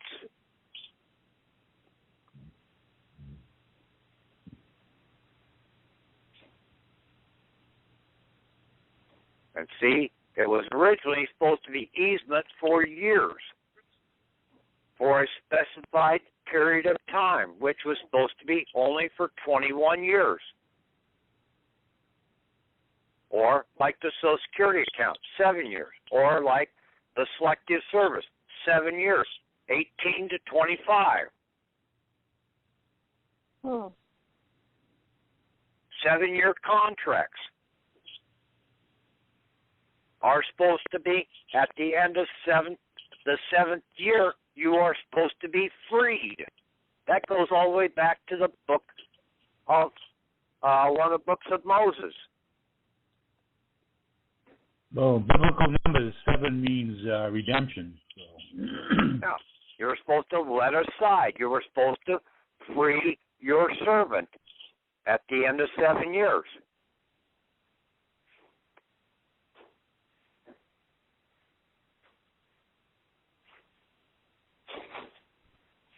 I'm damn sure ready to free mine after that experience. They forgot. They got to be dry.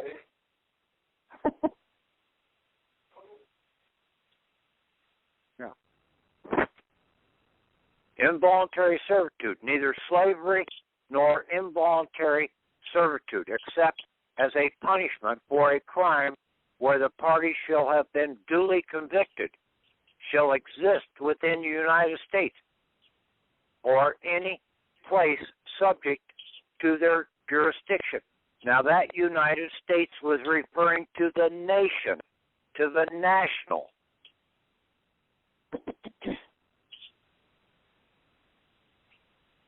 So that would be Article 3 courts then. Yeah.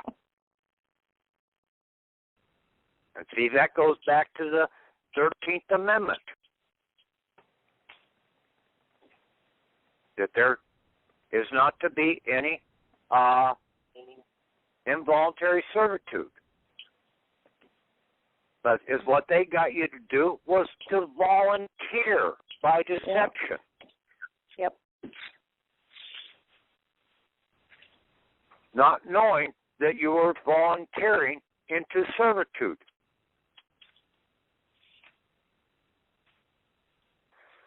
Scandalous. And that was basically non-disclosure.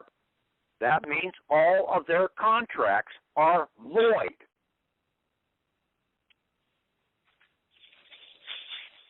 When you stand up and put them into the proper side of the war.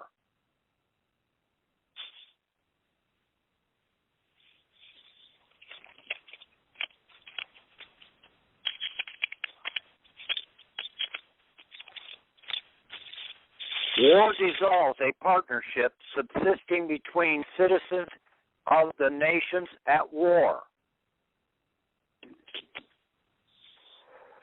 The doctrine of the revival of contracts suspended during war is based upon considerations of equity and justice and cannot be invoked to revive a contract which it would be unjustly and inequitable to revive as the contract of life insurance.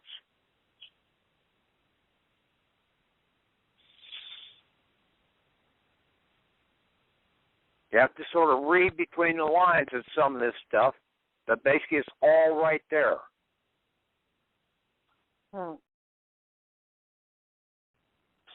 The president alone has power to license commercial intercourse.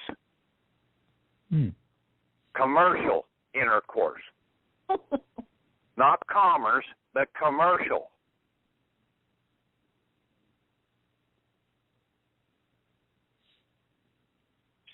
That means the use of debt money.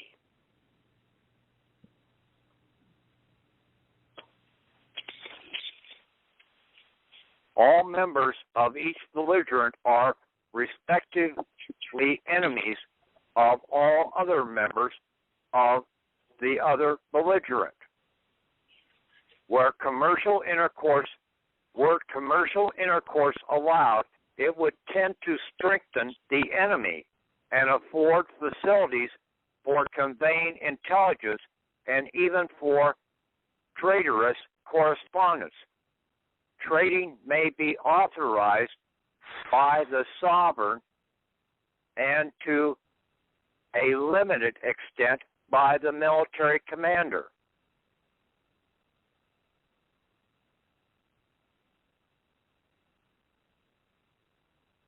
What did they just say? Who can authorize commercial intercourse? The president.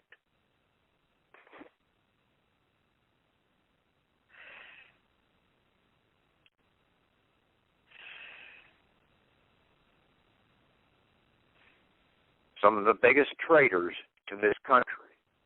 Yep. Woodrow Wilson admitted that he was. Yep. Eisenhower admitted that he was. Yep. Roosevelt died before he could open up his damn mouth and say that he was. Yep. But he was Did taken the driver? out. But he was taken out by his vice president there, old Harry Truman.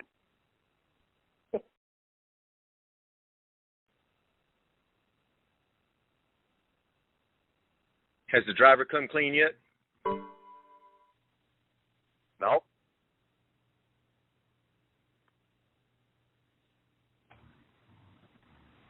Deathbed admittance.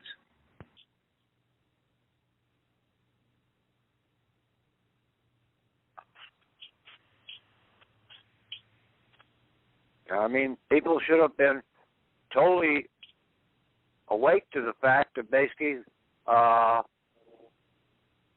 what's going on in this damn country. I mean, when basically a guy is brought up on treason charges and then turns around and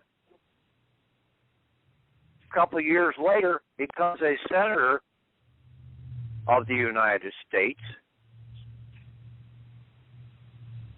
you ought to know something's totally wrong.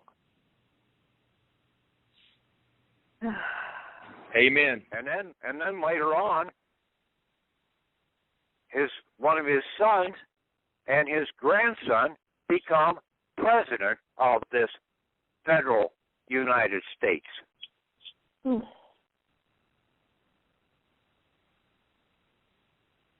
That's talking just a about fiasco. Prescott Bush.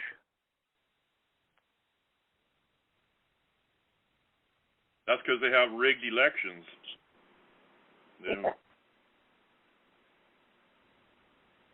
Yeah, and see, that's the people in this country don't even realize is that it's not popular vote that it elects the president. It's the Electoral College that has the right to elect the president. They're bought and paid for. Yeah, that's because all these other people that are voting out here, all these women and all these 18-year-olds to 25-year-olds that are voting aren't valid votes to begin with.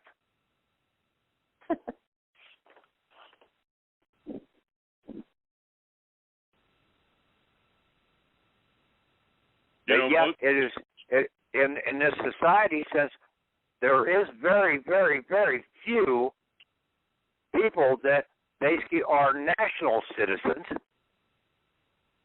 Most everybody out here is in bondage.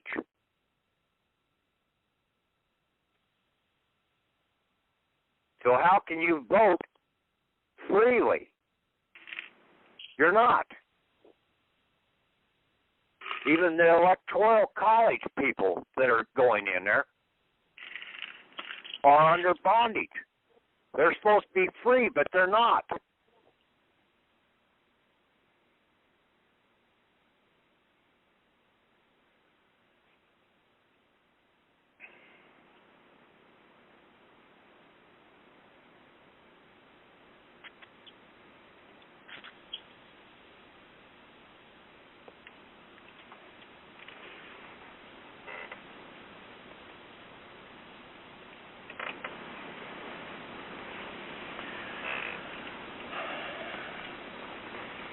Yeah, if you don't have paper ballots, it's kind of a joke anyhow.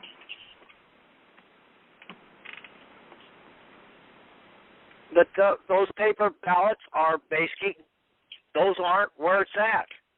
Yeah. Okay? It's the electoral college. It's the electors that basically are supposed to be choosing the president. The people that are over 25 and basically 7 years a citizen as a free man. Right. Only a free man can basically vote somebody into office. That means they're electoral voters. That's right. So when you do the same, you'll be able to do the same thing.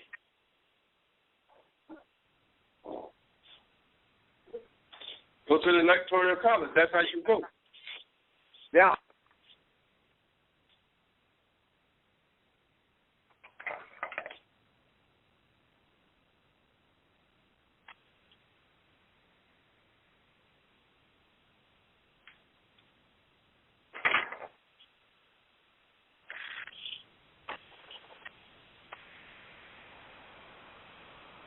But you can,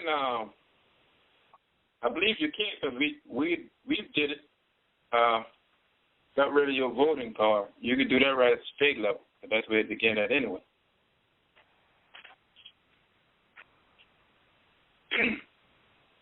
The Secretary of State, hey, I want my voting card canceled. I no longer want to be a voter. Yeah. But see, you have to come in and you have to approach them under their oath of office on the national side, not their oath of office on the federal side. I believe you cancel it through them UCCs when you put the UCCs in there. No, you do the UCCs and you're in the federal zone. No, I'm not saying do one. I'm saying that when we had did one. Yes, but anytime, that UCC is a federal document. Okay? So you start, it's not a constitutional national document. Okay? All right. Well, Patrick, do you think you could use it as intermediary? The answer is no. No, to use it as an intermediary, You cannot mix and match national and federal and get out of the fucking system. I'm not trying to do that. Hear me out. I'm trying to say, if you utilize the UCC as intermediary, so that your private can deal with the public. Well, he's saying that's not what you're dealing with here. Okay? See, that's what you're mixed up with. Okay? There's the private and public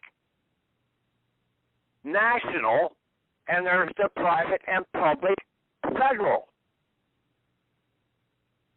So okay, I'm all screwed up then. Yeah, see, that's how they've got you totally screwed up. You have to stay away from the federal, period. All right, but Patrick, I know of a situation where there was a governor in this state, he was wearing both hats. He was being the private, and he was also being the governor of this state. This is something that we found out here recently. He was able to operate in the national, and he was able to operate in the federal capacity. Yeah, he was doing. Okay, don't say private and public. Okay, you need to say federal and national. That is the two belligerents that are out here. You've got the national United States, and you've got the federal United States. Well, he's doing both, whatever it is. Well, he may have been national all the time. Yes, but you have to approach them in their national capacity.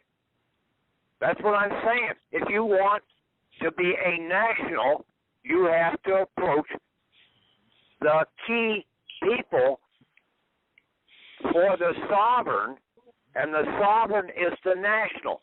The sovereign is not the federal. The sovereign federal is only that 10-mile square or whatever, that area, Masonic federal temple there in D.C. Oh, so that's what they use to use their mixing the two things. Yes.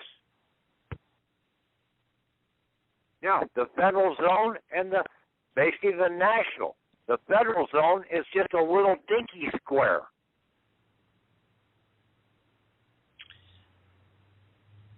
$12 miles off the ground, or 10-mile square off the ground, marked with it's probably that cornerstones. Washington Monument that is a penis in the sky or something. Yeah, it's cracked now. It's cracked now. I think it's defective. It's always been defective. Poor Horace. Yeah.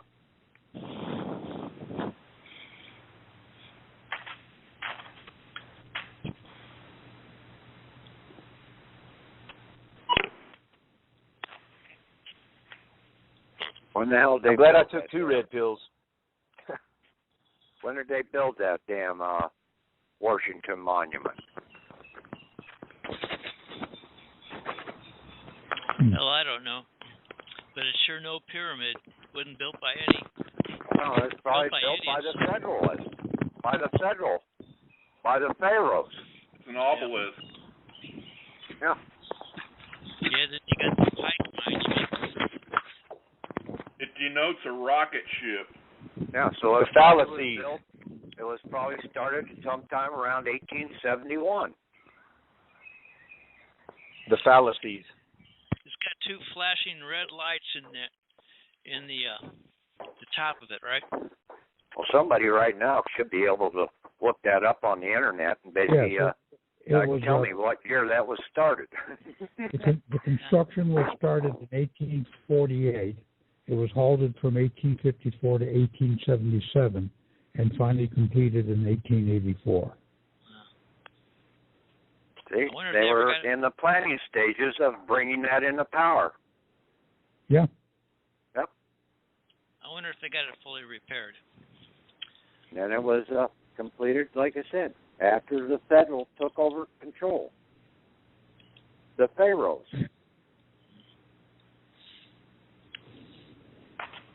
All the presidents have to go to the pyramids for some reasons for their initiation. Yeah, because they're going to the Book of the Dead, the Pharaohic.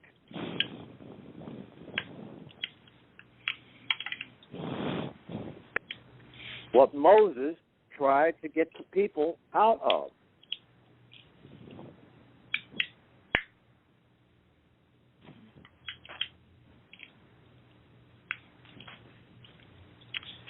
And see, Moses only went there to free his own persons, okay? He said, let my people go, my persons go. He wasn't talking about all the Hebrews, but basically he woke them up and said that basically that's when the people put the red sign above their house that they were in compliance to come out of the system also. They were revoking their allegiance to the Pharaoh or to the federal government of Egypt.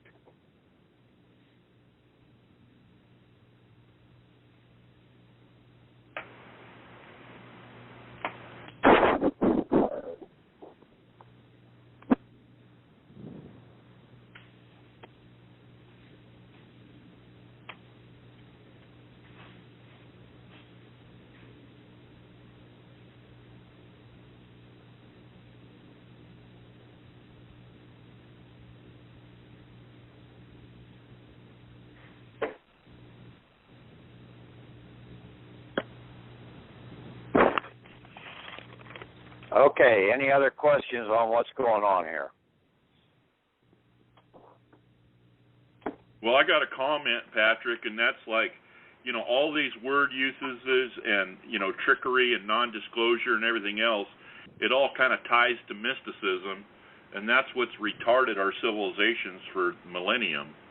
It's the hidden terms, the hidden meanings, and all that other stuff, and it's kind of weird that men and women like are so easily led by such Gnosticism or sophistry or, you know, symbolism, sigils, whatever you want to call it, you know, statues and everything else. It's I guess it's just a science of controlling people's minds. Yeah, because basically they just want to get on with their life and think that's all they're supposed to do is just go out there and they're just supposed to live, work their ass off and die. Yep, blend in with the herd. Yeah, because that's what they've been taught by the religious sects and everything else out here. Oh, you're going to get to heaven, but you're not going to get to heaven here on earth. I've noticed our heaven was supposed to be here on earth. Okay? I noticed that these churches, they do a lot of charities, and they'll feed your belly, but they don't feed your mind. Yeah, and basically they're the ones that have their hand out, the 10% tithing. They're blind. See, even several states knew all about the religions out here, and basically they hung them just like they did the bankers' attorneys.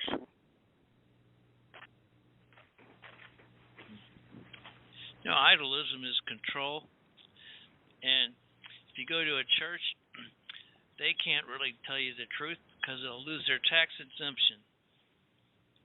Yep. Yeah, they say go to City Hall and talk about it.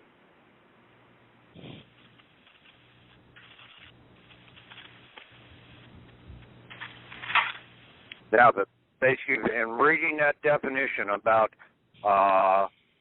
war and then about how the courts are closed to us, now that just reiterated everything that I've done in trying to go to all these different courts. Yeah, they're supposed to be for us. Yeah, but they aren't. So they're not real courts. Their doors are closed to us. And only if you want to pay for something, and basically, then they may give you something in return. It's a business. Yeah. But that is not the national court system. That's the federal court system. I wish it was like Carl Lentz says, that you could just go in and say, this is going to be a common law court and I'm control and stuff. But I think he's delusional. I think he should come over to Missouri and try to fight a speeding ticket. Well, you get this green passport as a safe passage and neutral national passport, then these foreign federal belligerents can't touch you. If they do, they've now declared outright war against you. See, they can only bring you into their fold if you volunteer.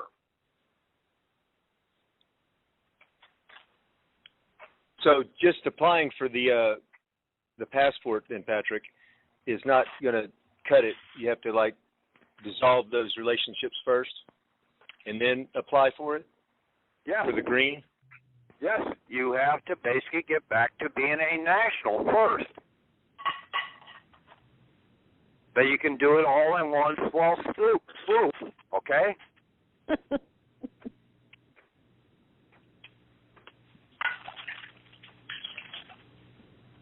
I think it through the SOS. Go ahead. I was just saying through the SOS, like you were saying, right? Yeah. I think it would be a good idea if everybody in the state got together, like minds like us, and we all grouped together like, 25 people, and we batch the whole thing together, because they're going to have to jump through all kinds of hoops to get it done. If they got 25 people hitting them all at once, they're more likely to do it. No, they'll do it on a one-to-one basis. They've got to. When you hold them bound to their national office oath that they had to take, okay? Yeah, they've got two oaths, and basically they're wearing two hats. And we've known all along that basically the Secretary of State and the Attorney General and a couple others have dual hats. Well, that means that they have dual oaths. They're holding both a federal and a national office. Yeah, they get paid by the IMF, right? No. On the federal side, they may be fucking getting paid by the IMF.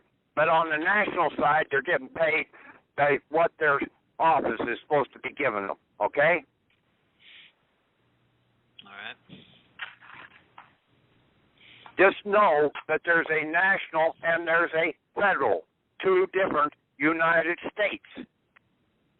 You have to deal with the right United States.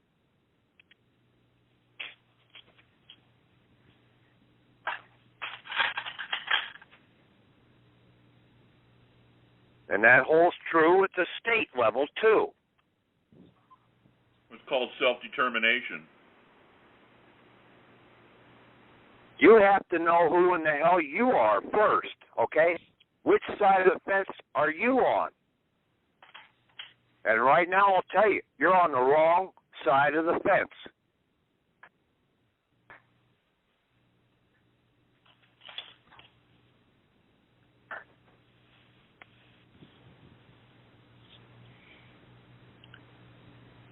And you should be able to climb over the fence.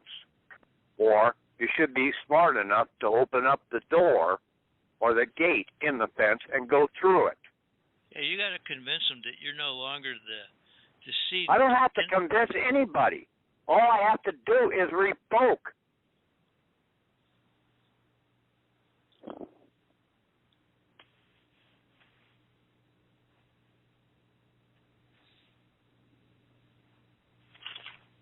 Yeah, instead of being diplomatic, you just demand.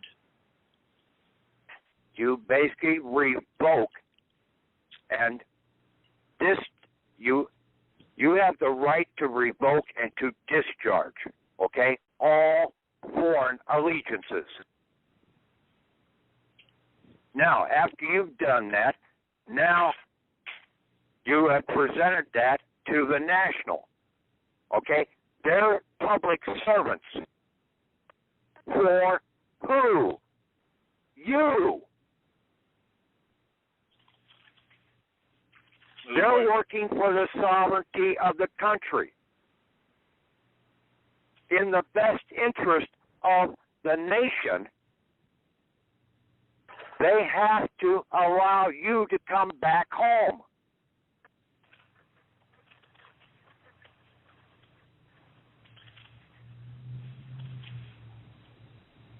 You got abducted.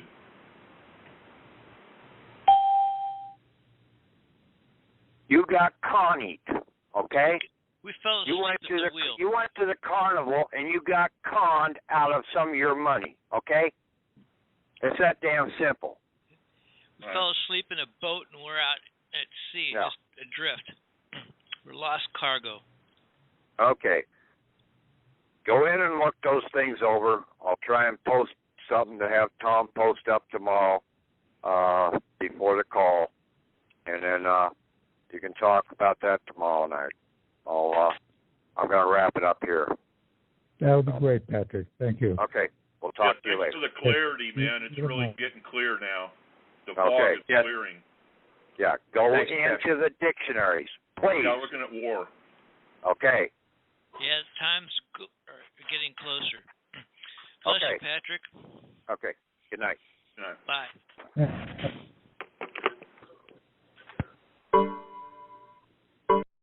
To share, because of the clarity and standards by which I operate, striving for excellence, which mirrors the level that Patrick Divine maintains. Any foreign grantor trust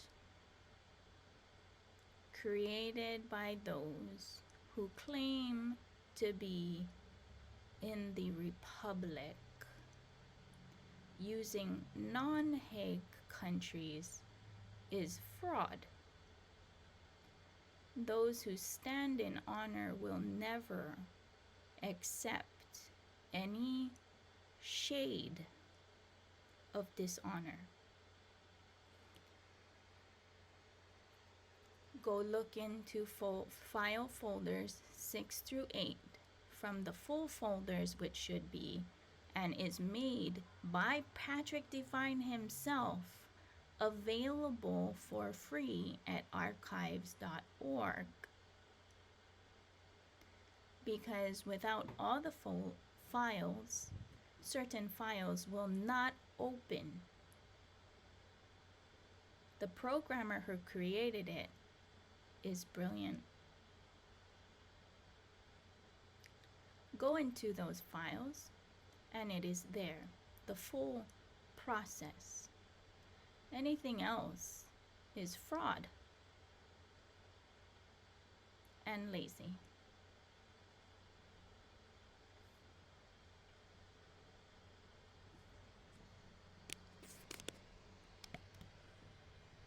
To strive in excellence and stand in honor.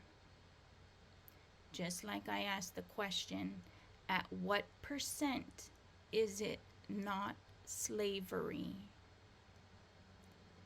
Full upfront disclosure, transparency is standing in honor.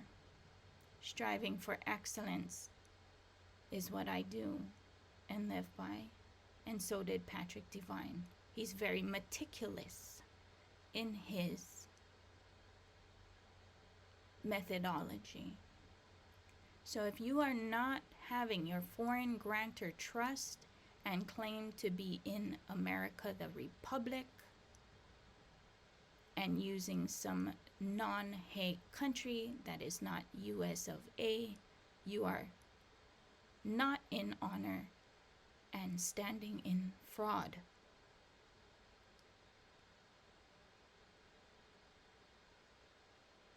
I believe Patrick Divine uploaded the files and his calls in complete package at archive.org.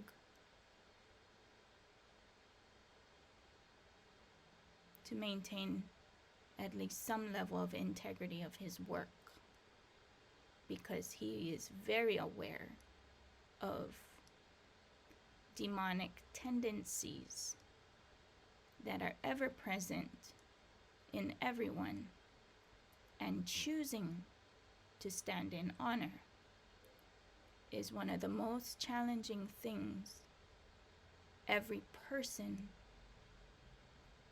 has to go to bat for. That's why no one should be doing your paperwork. You should be doing your own and not just following the crowd.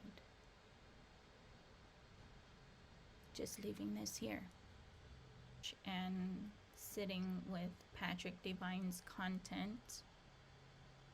In the current time, it seems that only in America, the Republic, when you correct your status, has individual self-governed sovereignty.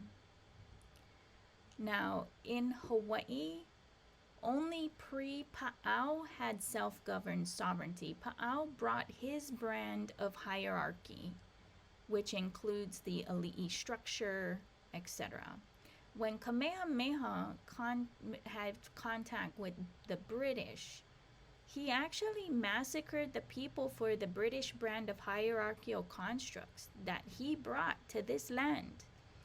Those constructs have been established well before that contact in 1066, and then they had an update of that in 1666 with the Sister QV trust structure and the slavery constructs built in steamrolling all of Earth peoples with their brand of control freak, including their whole humanitarian law, which is crap, because maritime and this and that is UCC, and that's all contracts. So the actual, which I have been saying for many years now, the only actual and factual humanitarian law is a global peace treaty, because treaties are contracts and it's all just commerce, banking. Even Patrick Divine is very clear on that. Those constructs require payment for land in whatever form.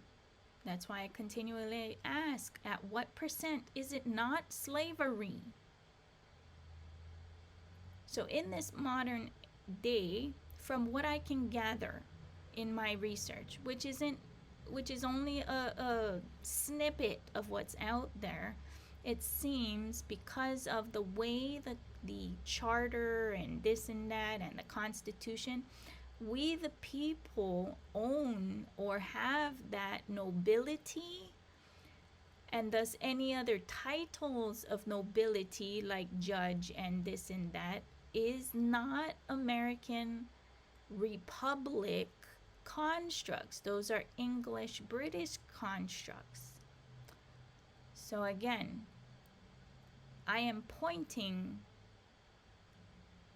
because I choose to strive for excellence that mirrors the level that Patrick Divine requires. And I'm just leaving this here.